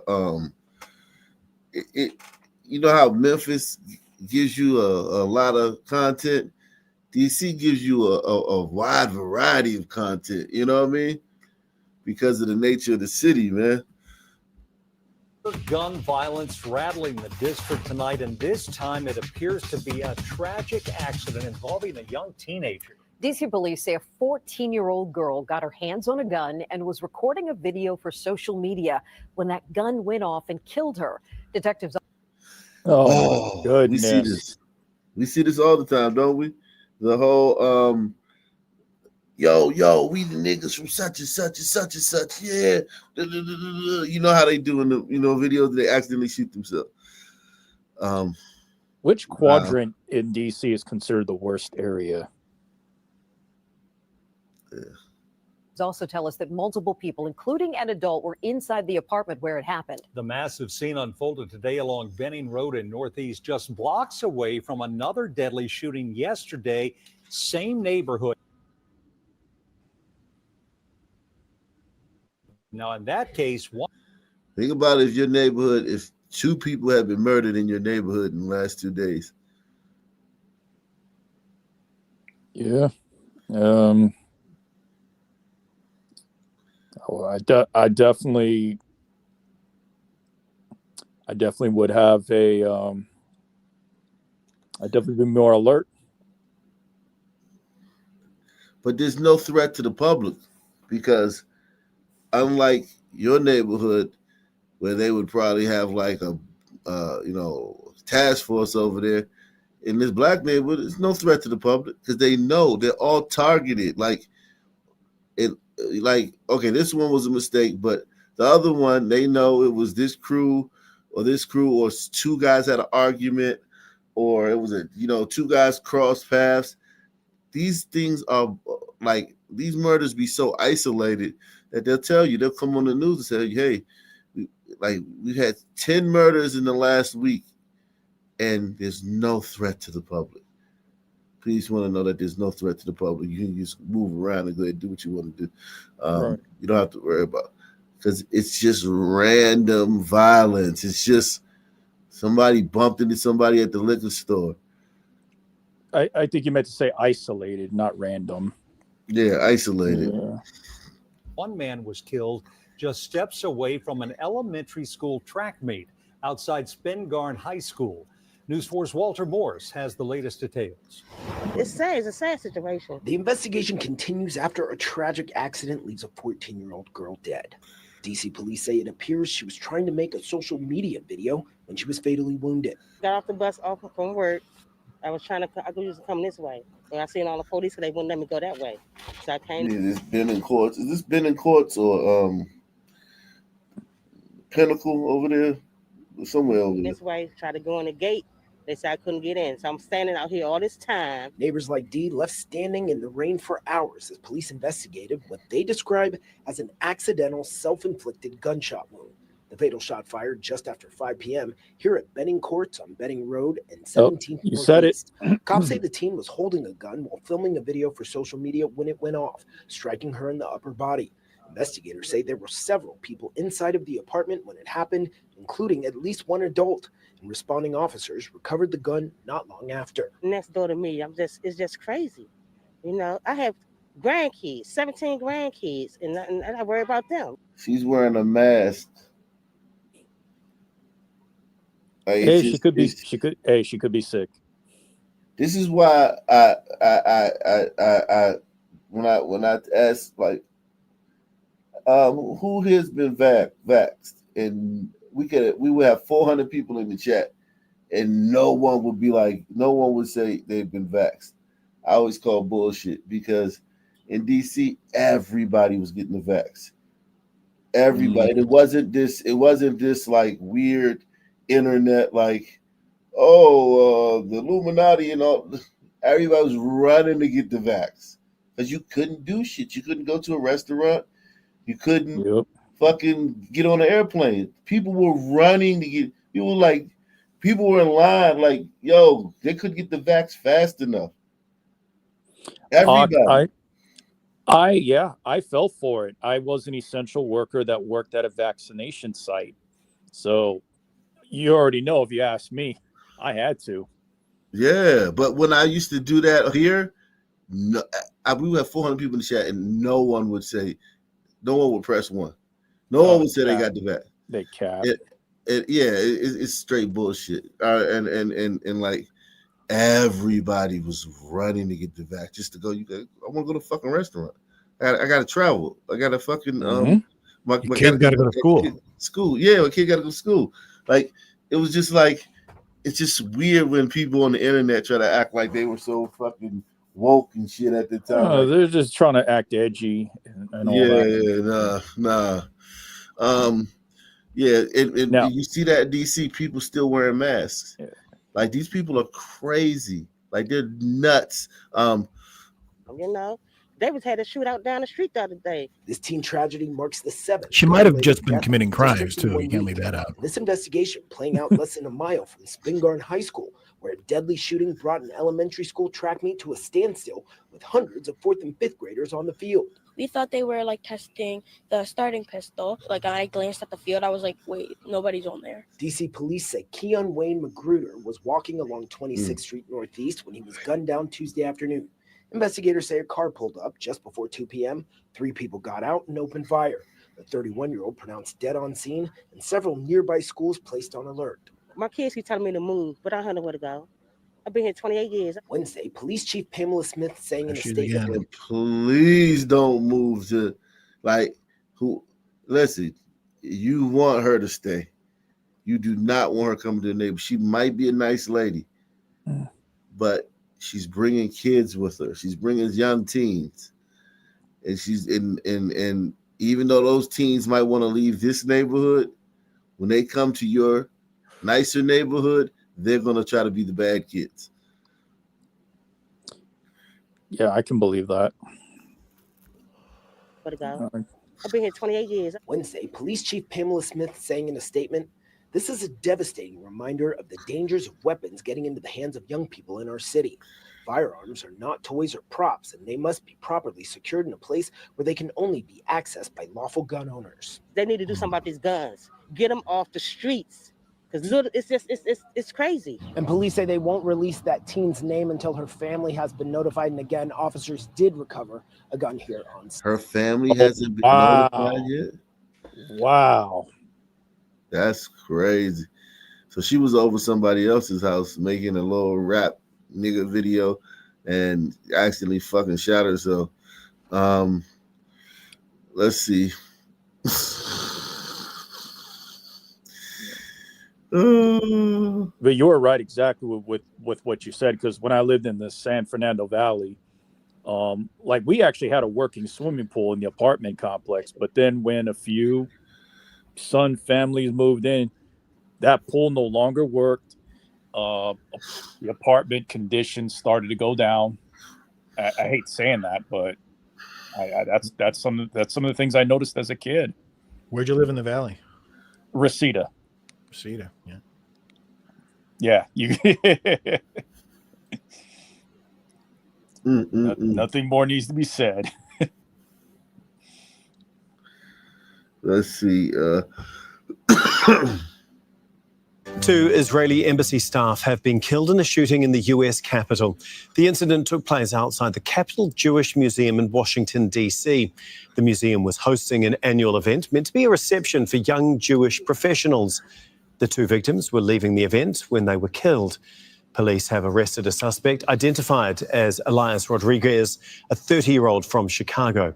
Authorities say he was observed pacing outside the museum before the shooting started. Well, this is where the shooting happened. Emergency crews are near the Capitol Jewish Museum in Washington, D.C., just a few blocks north of the U.S. Capitol building. Washington, D.C.'s police chief has detailed the arrest of the suspect after having shot and killed 2 people. We believe the shooting was committed by a single suspect who is now in custody. Prior to the shooting, the suspect was observed pacing back and forth outside of the museum. He approached a group of 4 people, produced a handgun, and opened fire, striking both of our decedents. After the shooting, the suspect then entered the museum and was detained by event security. Once in handcuffs, the suspect identified where he discarded the weapon, and that weapon has been recovered, and he implied that he committed the offense. The suspect chanted, "Free, free Palestine," while in custody. The suspect has been tentatively identified as 30-year-old Elias Rodriguez of Chicago, Illinois. Israel's ambassador to the US also spoke at that press conference about the 2 people killed outside the Jewish Museum. It's a young couple about to be engaged. The young man purchased a ring this week with the intention of proposing to his girlfriend next week in Jerusalem. They were a beautiful couple who came to enjoy an evening in Washington's Cultural Center. I will say this: we are a resilient people. The people of Israel are resilient people, and the people of the United States of America are resilient people. Together we won't be afraid, together we'll stand, and we're going to overcome moral depravity. Well, US President Donald Trump has just posted to social media saying these horrible DC killings, based obviously on anti-Semitism, must end now. He went on to say hatred and radicalism have no place in the USA. This is going to give those normally level-headed pro-Palestinians a bad name. They're going to look bad from this. So, if Interpol gets involved, do you think capital punishment could be on the table? Nah, Interpol ain't getting involved, man. I'm just joking, man. This is the FBI. FBI ain't letting nobody come in. But I'm just saying, like, still, it's like, it's just a big deal with we just talked about how many people been killed, and like 2 people killed in one neighborhood in DC last week. 16-year-old was killed. Yeah, good. No, I was going to say the Mossad will be leading the investigation. Yeah, we're going to hear about anti-Semitism now for the next 2 weeks. It's just going to be.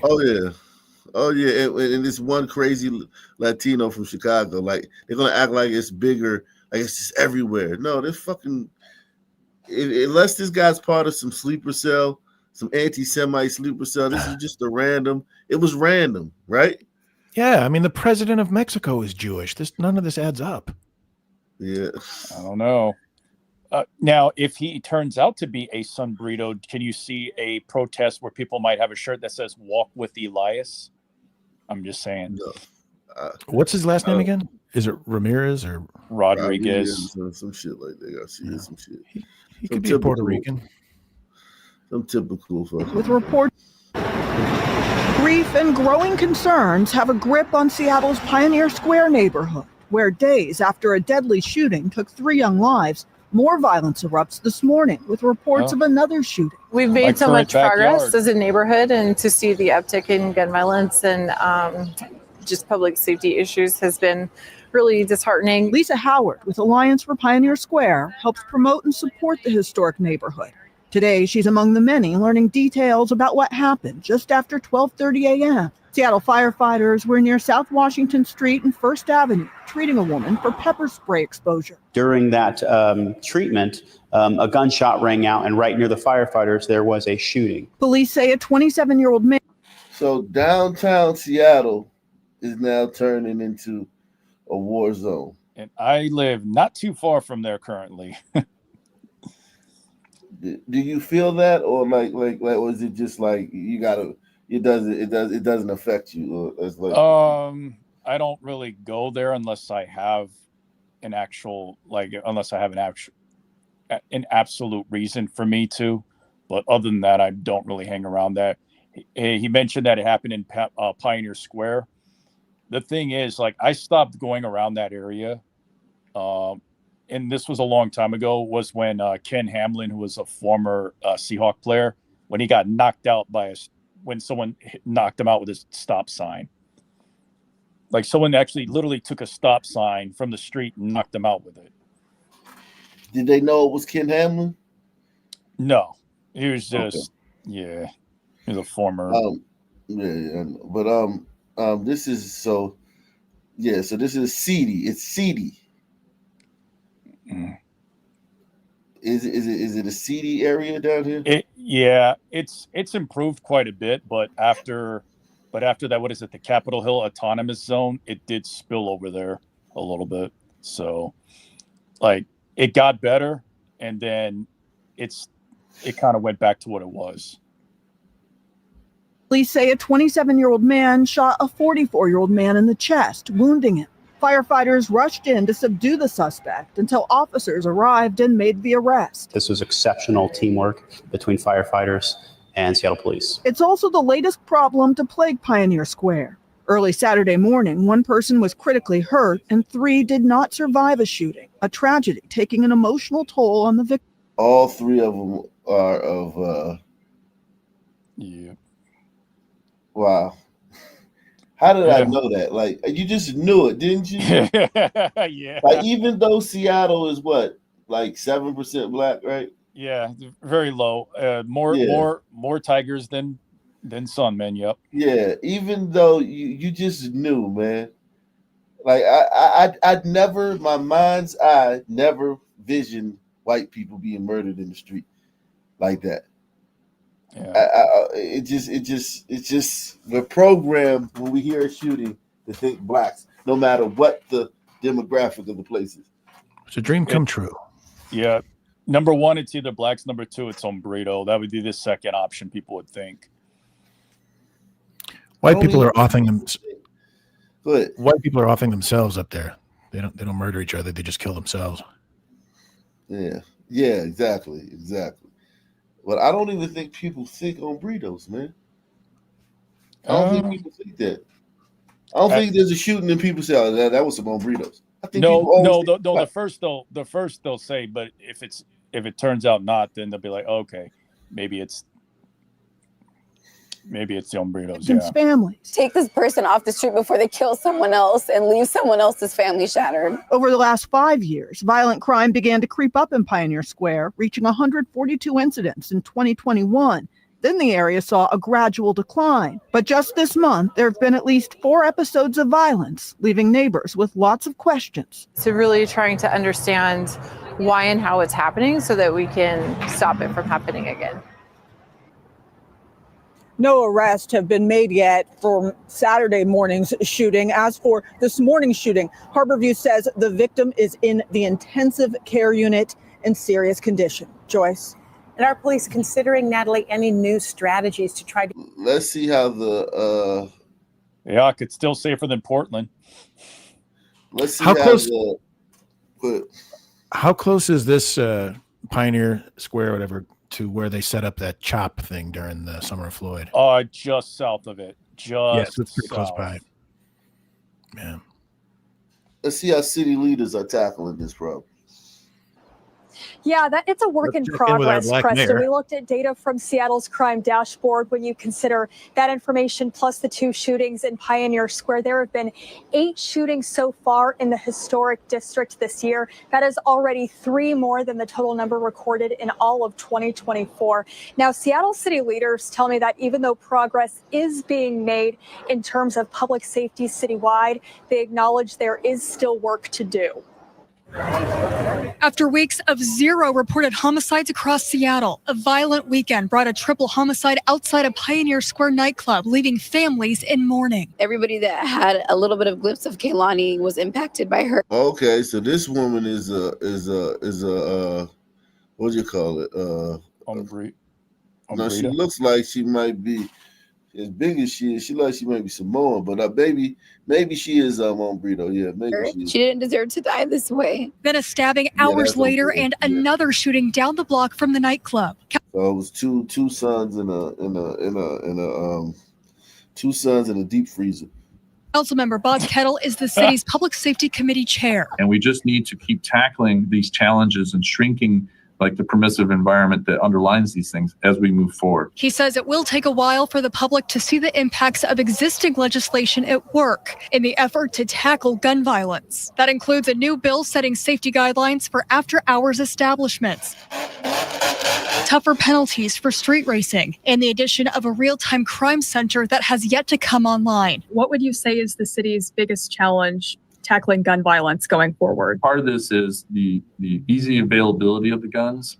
And then also, a lot of times these are younger people. And this is where things like the after hours establishments bill is so important. This is making statements to them. The street racing bill, we're making statements to them, and we need to change that dynamics. Mayor Bruce Harrell in a statement writes police in 2 years have seized more than 3,400 guns from Seattle streets and boosted officer recruitment, but that more must be done to prevent senseless gun violence heading into the summer. I know there's other families suffering as well. I'm not the only one. Jeez. They voted for this. That's why I want to feel empathy for them. But it sounds like Seattle has a teen problem. Yeah, well, let's go down to Las Vegas, man. Good evening. A neighborhood on edge tonight after the third shooting in their area in just 2 weeks. You're watching 8 News Now at 11. I'm Denise Valdez. And I'm Brian Loftus. In a story you will only see on 8, reporter James Schaefer tells us how North Las Vegas police are now responding. We go to James. Brian, Denise, this was a hard story. Many we spoke with either did not want to go on camera out of concern for their safety or bluntly expressed concern for our safety. Police telling us what they're doing after the third repeat shooting for the same neighborhood. On Friday night, North Las Vegas police investigating a shooting death of a 15-year-old boy, later identified as Daniel Robles. Today, a vigil springing up, flowers and candles lit underneath the bullet holes still in the salon wall where Robles was shot. Friends writing Robles' nickname above his memorial. Our question, is the neighborhood dangerous? Well, during our reporting, one man pointed out where and what time people in the neighborhood could get dope, as he told us he did. Drugs appearing to be an issue for the neighborhood. As for the shootings, residents speaking to and texting us anonymously, saying there had been 3 shootings in 2 weeks, police confirming the repeated violence. Now, we spoke with around 5 businesses in the shopping center. Those business owners telling me they did not want to go on camera out of an abundance of concern for their safety, but some there the moment Robles died. Now we're asking, what are police doing about it? North Las Vegas police said they have carried out more than 30 business and neighborhood patrols so far this month, continuing to be a visible presence, saying in part, we will continue to carry out our vision, which is to enhance the safety and security of our citizens by providing effective, efficient law enforcement and promote community partnerships. As for what's next, police asking the community to reach out with any new information. And from what we encountered, it's a tricky area to talk about crime. Oh. Now, we also learned Robles was a sophomore at Rancho High School, only a week away from summer break. Police are still looking for the shooter. Brian? Well, James, as you know, many neighbors didn't want to be identified, but told us via text what happened to Robles is tragic and they need to stay vigilant. In the meantime, North Las Vegas police will hold a community meeting next week to dig into crimes. Killer bees are to blame following the death of an acclaimed. HIV has 2 different meanings: honeymoon in Vegas or homicide in Vegas. Wow. Let's see. Wow, Jesus. Can it be both? Can't you go on your honeymoon and maybe kill someone? Yeah, I guess. Look, we got a developing story. Developing tonight, a teenager arrested in the deadly shooting of a 16-year-old in Upper Darby. The victim identified as Khalif Webster, a sophomore at Upper Darby High School. And Kelly, the suspect, 17 years old, is being charged as an adult. What else did you learn about this case today and how it escalated so quickly? Well, Sheba, court documents did reveal some new details about the moments before and after 16-year-old Khalif Webster was killed and what the alleged shooter, 17-year-old Michael Nixon, might have said beforehand. Police would not release any details today about motive or whether or not the pair knew each other, but they did reinforce again that this was preventable. We're here today talking about a tragedy that should have never happened. Upper Darby Township Police identifying 17-year-old Michael Nixon as the... That's not an Ombrito last name. That's a glider right there. That's a whole glider. I don't know what. Wow. That's either a glider or a sun glider. A glider. Or not team. A sun glider. Not a sun glider. I mean a tiger glider. A glider team whacked a sun team. He looks mixed. He looks trans. Yeah. Yeah. This kid is. You said this kid looks mixed. Yeah, he looks like a glider tiger. Stop it, man. Stop it, man. Stop it. Please stop it, man.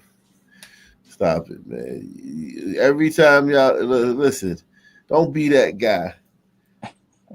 Where y'all where you sit here all night and clown the blacks and shit. And the one fucking time a white guy shows up, you try to distance yourself from him and shit. Fuck out of here, man. Press one, man. The one time a white teen showed up all night, all of a sudden he's fucking fucking Cheech and Chong and shit. Goddamn Jackie Chan and shit. The fuck is going on, man? Not with those eyes. This is a white kid, man. All right, we'll go with that. The one time a white teen showed up, we've been banging on black teens for like 2 hours. The first white teen they got on the screen is all of a sudden Jet Li.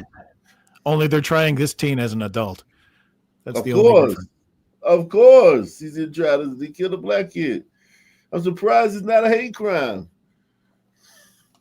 See, even Pullen Padgett says tiger and glider. Yeah, right. Yeah, right. This kid's white. This kid's a white kid, man. What is he? What?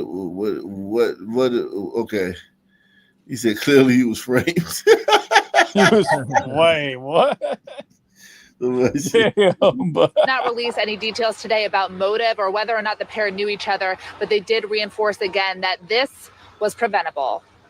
We're here today talking about a tragedy that should have never happened. Upper Darby Township Police identifying 17-year-old Michael Nixon as the person they say is responsible for shooting and killing 16-year-old Khalif Webster, a short walk from his home on Sunday afternoon. 2 families have been shattered. And Khalif Webster, like I said, will never get to enjoy life. Will never get to go to college. Will never have a family. Will never be able to do all the things that he should have been able to do if it wasn't for the cowardly act of Michael Nixon. Court documents reveal just before 3 p.m., Webster was riding a miniature dirt bike down Pine Street to Long Lane when surveillance video captured a person saying, quote, "You that young bull I seen the other day, you better not be." Documents say he said something muffled, then there's a gunshot. The video shows the shooter, police identified as Nixon, putting what is believed to be a firearm in his waistband and then calling someone on his phone saying, quote, "I just shoot somebody in their chest, bro." Within hours of the... Hold on. Who said who to what? Did the black kid say to him or did he say it to the black kid? I think it When was the white surveillance kid video calling him out. captured a person... Webster was riding a miniature dirt bike down Pine Street to Long Lane when surveillance video captured a person saying, quote, "You that young bull I seen the other day, you better not be." Okay, yeah, he said that shit. Documents say he said something muffled, then there's a gunshot. The video shows the shooter, police identified as Nixon, putting what is believed to be a firearm in his waistband and then calling someone on his phone saying, quote, "I just shoot somebody in their chest, bro." Within hours of the homicide, investigators say they identified Nixon as a suspect, capturing him on numerous Damn, like he is literally like, yo, He's on camera like a mother. Yeah. Jesus Christ! Like There's this no is a question he slam did dunk. it. There's Yeah, no this question. is not like gonna be hard. It's a Like he's slam gonna dunk. have to cop. He's gonna have to, take a plea deal. Yep. And if, What is the and if they history that he's offer him, alluding to here? What is it? What is that? Are you the one I saw the other day? What was that all about? maybe they had a beef. Maybe they had an interaction. They live in the same neighborhood. Yeah, that's what I'm saying. There could be more to this story. I don't know. This Well, kid- I'm getting this- American History X vibes from him. This kid right here. I think he would have said the N-word if it was that kind of a deal. He wouldn't say, "I just shot some guy." Yeah, exactly. Oh, He good said insight. he's gonna they're gonna have to offer him a plea deal, right? Because he's not gonna take this to trial, right? So when they offer him a plea deal, the blacks gonna be mad. Yep. Because they're gonna act like this is the first plea deal that ever been offered to a killer, right? Because he can't take this to trial. Because if they probably, I know they got the shooting on tape too, right? So they just Yeah. probably didn't show it. So it's like they can't take this to trial. So he'll take what? Murder one, but how can it not be murder? Is he one? also wearing a man purse too? I'm sorry. I can't. Yeah, that's where they keep their guns at. When you see a young boy with a man purse, he got a gun on him. That's like a way of that's like their signal that they're carrying a gun. But Maybe he felt threatened. Has anyone considered that? That maybe he felt. Yeah, threatened? I mean, I'm sure he felt threatened but it seemed like he was the aggressor. It seemed like he wasn't scared. Like it seemed like because he said, "Oh, you that young boy I seen yesterday? You better not be." And then he just walked off. Like he's not running. This kid is not running. He just killed somebody. He just kept walking, and then he got on the phone and said it. So this is a white Sun team. This is he not no lamb. You know what I'm saying? He not no sucker. Yeah. Except for his around. haircut. What's going on? Yeah, exactly. But you can see in his eyes too. Like you can look in his eyes and tell. That doesn't look like the same hair. If this is his booking photo and that guy walking down the street, does that really look like the same guy to you? He doesn't for some weird reason. With a different haircut. Maybe he ran out and got a haircut before he got arrested, or maybe he wore a wig to go out and shoot a black kid. Or maybe this is an old mugshot. Yeah. That was mugshot makes him look hella guilty. Young bull I seen the other day. You better not be. Documents say he said something muffled, then there's a gunshot. The video shows the shooter, police identified as Nixon, putting what is believed to be a firearm in his waistband, and then calling someone. And look at this, though. He only shot the kid one time. Like, we never see that with Sun teens. Like, it's always the whole clip, bullets everywhere. You know what I'm saying? He shot this kid one time and killed him. How old was the victim? That's so white. 16. This is the whitest shooting ever. He shot him one time and killed him. The black teens, they'll shoot into a crowd. Like it'll be like 50 people standing, they'll shoot into the crowd and not kill anybody. It just hit somebody down the street. This kid shot that kid on a dirt bike. That kid was on a dirt bike. He shot him probably a moving target one time, killed him. That's the difference. When we talk about DNA. Yeah, he fired one shot. He fired one shot on a kid on a dirt bike and just walked off. I don't know. This is not adding up. The white kid's the shooter. The black kid's on the dirt bike. None of this is making any sense. I'm just trying to figure out the motive. Yeah, it sounds like there's something. It's weird that he called him a boy too. What is he, like a year older than him? I mean, was he using boy in the sort of pejorative sense? Like it was 1953? Hey, boy. Hate crime. That ups it to hate crime. Yeah, shout out to Roy Rodriguez. You did call him a boy, so that's. But yeah, it's this glider. Listen, this glider team is cool as a cucumber. Saw his mark, shot him on a bike one time, walked off on the phone as if nothing happened.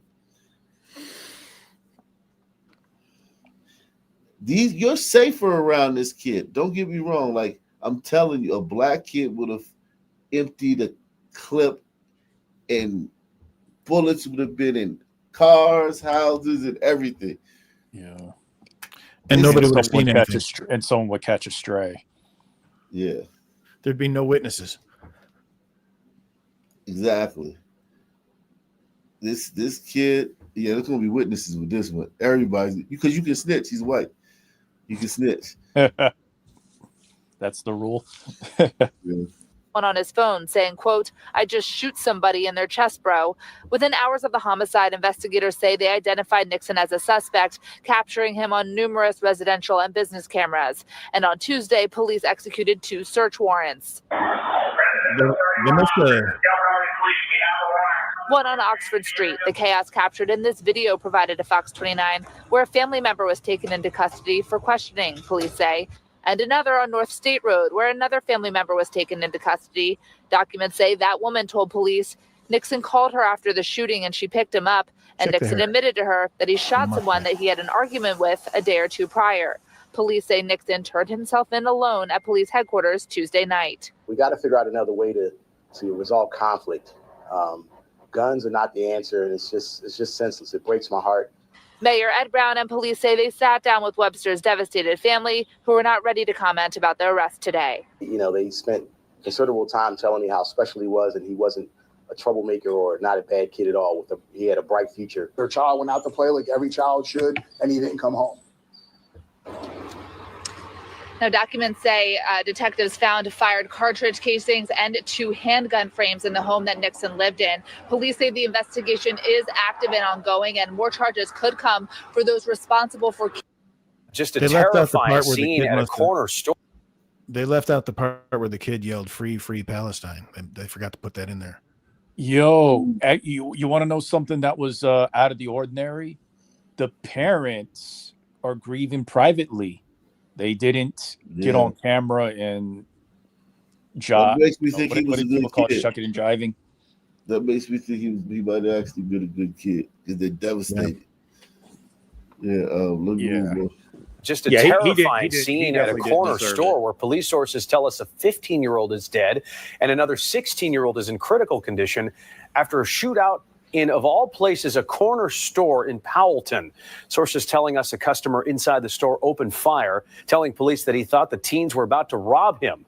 Our Steve Keeley has more. A lot of stuff all the time been happening in all the stores, so we don't think that we've been endangered. Inside her store named after her, Marilyn Rodriguez's Maryland Grocery, was the scene where Philadelphia police sources tell me an armed 15-year-old was shot and killed, and an armed 16-year-old was shot in the face. They say they see on surveillance by a 22-year-old man, also armed, but legally, with a permit to carry a concealed weapon. Police sources tell me he stayed on scene at the store and is cooperating with homicide detectives at headquarters tonight, telling them he felt the 2 armed teenagers were about to rob the store and him at 2:15 this afternoon. And so he fired. The store had other customers and 3 workers inside at the time when the shooting happened. Marilyn showed me her surveillance cameras that captured what happened right in front of the checkout counter. Police are repeatedly watching the video, sources say, to see how it all occurred. That's so sad, because, this thing was supposed to happen. I don't know why the people do that, so they don't take care of each other, so, because we think that everybody is like us, we love everybody, but sometimes the people don't think on that, especially the younger one. You told me earlier that, a kid was in there that you spoke to. So yes, I spoke to a girl. She told me that she was in. Yo, Philly is undefeated. Philly is undefeated. Philly is always going to Philly, man. I thought this was a guy. I ain't even gonna lie. I thought that was a dude. Coming back from some costume party. Will Smith needs to come back and make a visit here. I thought this was a guy, man. This is wow. You told me earlier that a kid was in there that you spoke to. So yes, I spoke to a girl. She told me that she was in the store when this happened. She had to literally run over a body. So the young kids these days are just, everyone's just wilding out. We need a lot more guidance in the neighborhood. Community needs to, unite. Philadelphia police sources tell me this gun with an extended magazine able to hold dozens of bullets was put under this black Nissan across the street by witnesses, taken out of the store by them to keep it from being fired, sources tell me, saying this is the gun that the 15-year-old killed in the store was holding. The crime scene unit eventually picked it up to keep among the evidence, one of 3 guns. A second found in the store was the 16-year-old, sources say, and the third gun held by the only one with a legal permit to carry one, who fired in self-defense, he's telling detectives tonight. The store owner, the children just getting out of school, just thinking you're safe going to a store, and for something like this to happen, and in these times, my heart goes to everyone that's actually going through this. Even our community needs help. Philly is so consistent with that. Like, it's got to be something in the water, because there's no way. Like, first, it's like they're just the same molecules and cells as everyone else, right? You know what I mean? There's the same DNA as everyone else. No matter black, white, or Puerto Rican, every woman we see in Philly looks awful. It doesn't matter if they're black, white, or Puerto Rican. It doesn't matter. Oh, man. It must be something in the Schuylkill River, and that's probably where the water supply comes from. I'm telling you, man. And God knows what's in that river. And breaking right now in Fairhill, a man is dead after bullets fly during a violent confrontation with police. This is the 10 o'clock news. I'm Jason Martinez. I'm Sheba Russell. Philadelphia police say it all began when they attempted to stop a man on the street and he pulled out a gun. Dawn Timoney live for us tonight at police headquarters. Dawn, what have you learned? Well, Sheba and Jason, we have learned that police tried to stop this man. We have no idea at this point why they were trying to talk to this individual, but police say that the situation quickly escalated into a physical struggle, and that is when the man reached into a bag and pulled out a gun. This was the scene just after 6:30 at Somerset and Mutter Street. So we got that, man. He reached into the bag and pulled out a gun. Let's see. A beloved Philly rapper who was passionate about spreading love to other young people in the city, taken too soon. 30-year-old Quadir Johnson, also known as rapper LGP Qua, shot and killed on Mother's Day, and police are still searching for his killers.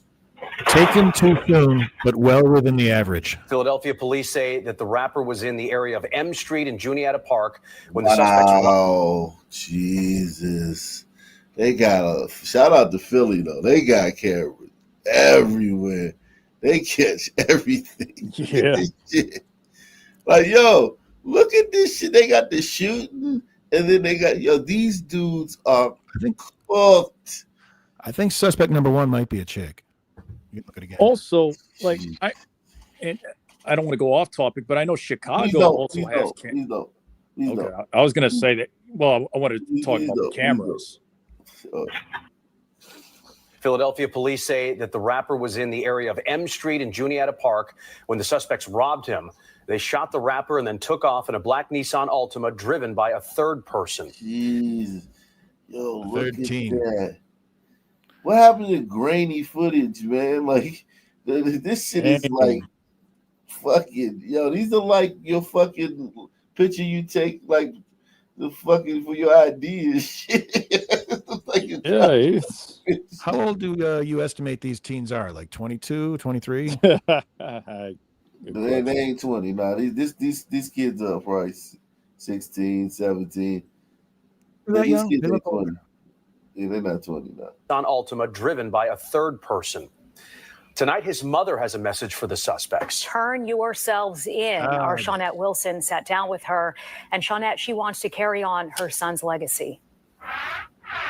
She does. She has a message for the shooters, of course, but also to the young people in the city who looked up to and supported her son. And tonight I also talked to his 2 young children, a daughter and son, now left without a father. Oh, my goodness. I'm still trying to process.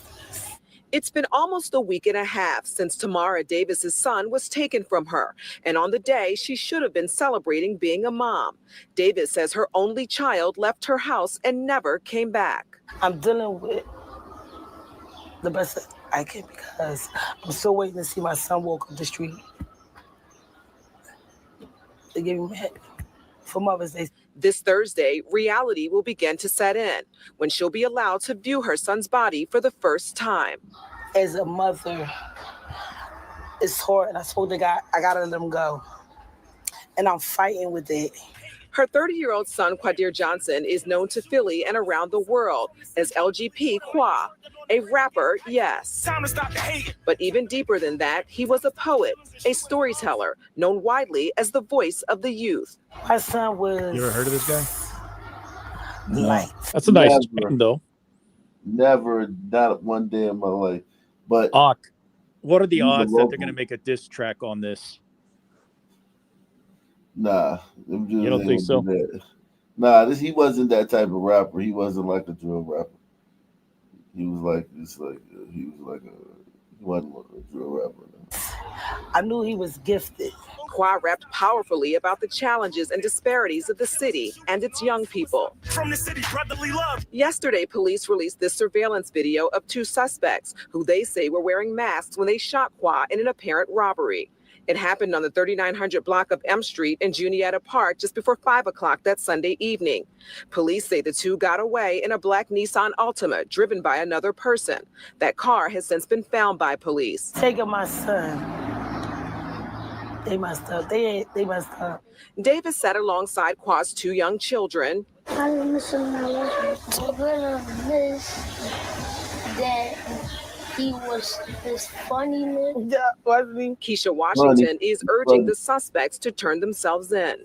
You running and trying to hide, and it's not worth it. Y'all took somebody special. Nobody deserves to die, from gun violence. And Davis has this to say to the youth who looked up to and supported her son. You don't have to be amongst the followers. Be a leader. And I knew my son. That's who he was. And the family says a public viewing will take place on Friday, followed by a celebration of love to happen on Saturday morning. You can find locations and times, Jason, on our website, fox29.com. Shawnette Wilson, thank you very much. My heart goes out to the children, but anybody else, nah. Oh, the mom seemed all right. She put him in that situation. Children, about 3 of the 5 standard. He lit up a room. They need to turn themselves in. She hit the big ones.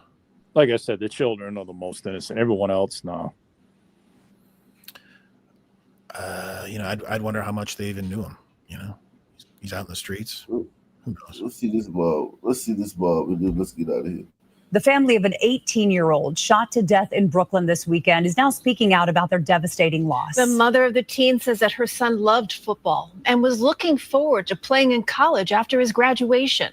Zinnia Maldonado spoke to the family in East New York. Crystal Childs, the mother of 18-year-old Zinnia Childs, breaking down Monday afternoon. Justice for Zinnia! Justice for Zinnia! While calling for justice for her son, who was shot and killed Saturday just before 10 p.m. in East New York. I just want justice for my baby. This mother has to now bury her child with no justice. This mother has to now go and plan arrangements, not plan a graduation. Police say a 911 call came in Saturday for 2 people shot at 812 New Jersey Avenue. At the scene, police say they found 18-year-old Childs with a gunshot wound to the torso. He was taken to the hospital where he was pronounced dead. Police say officers also found an 18-year-old woman with a gunshot wound to the arm. She was taken to the hospital in stable condition. Monday, Childs stood beside family and community activists reflecting on her son's life. He had a great heart, heart of gold and would take care of anybody. He didn't deserve this.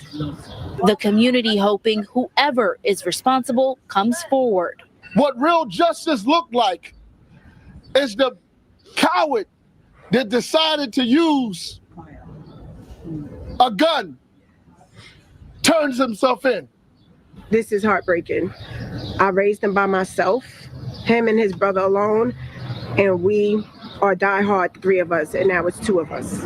Police say no arrests have been made as the investigation continues, according to NYPD.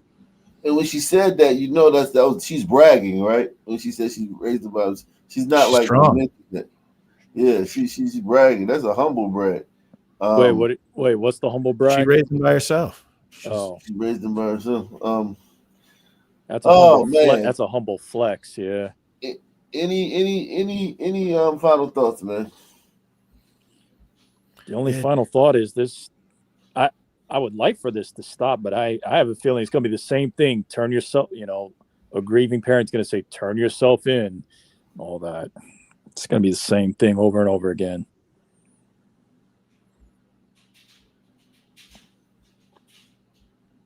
Same black time, same black channel. Shout out one. Out of here. Peace out.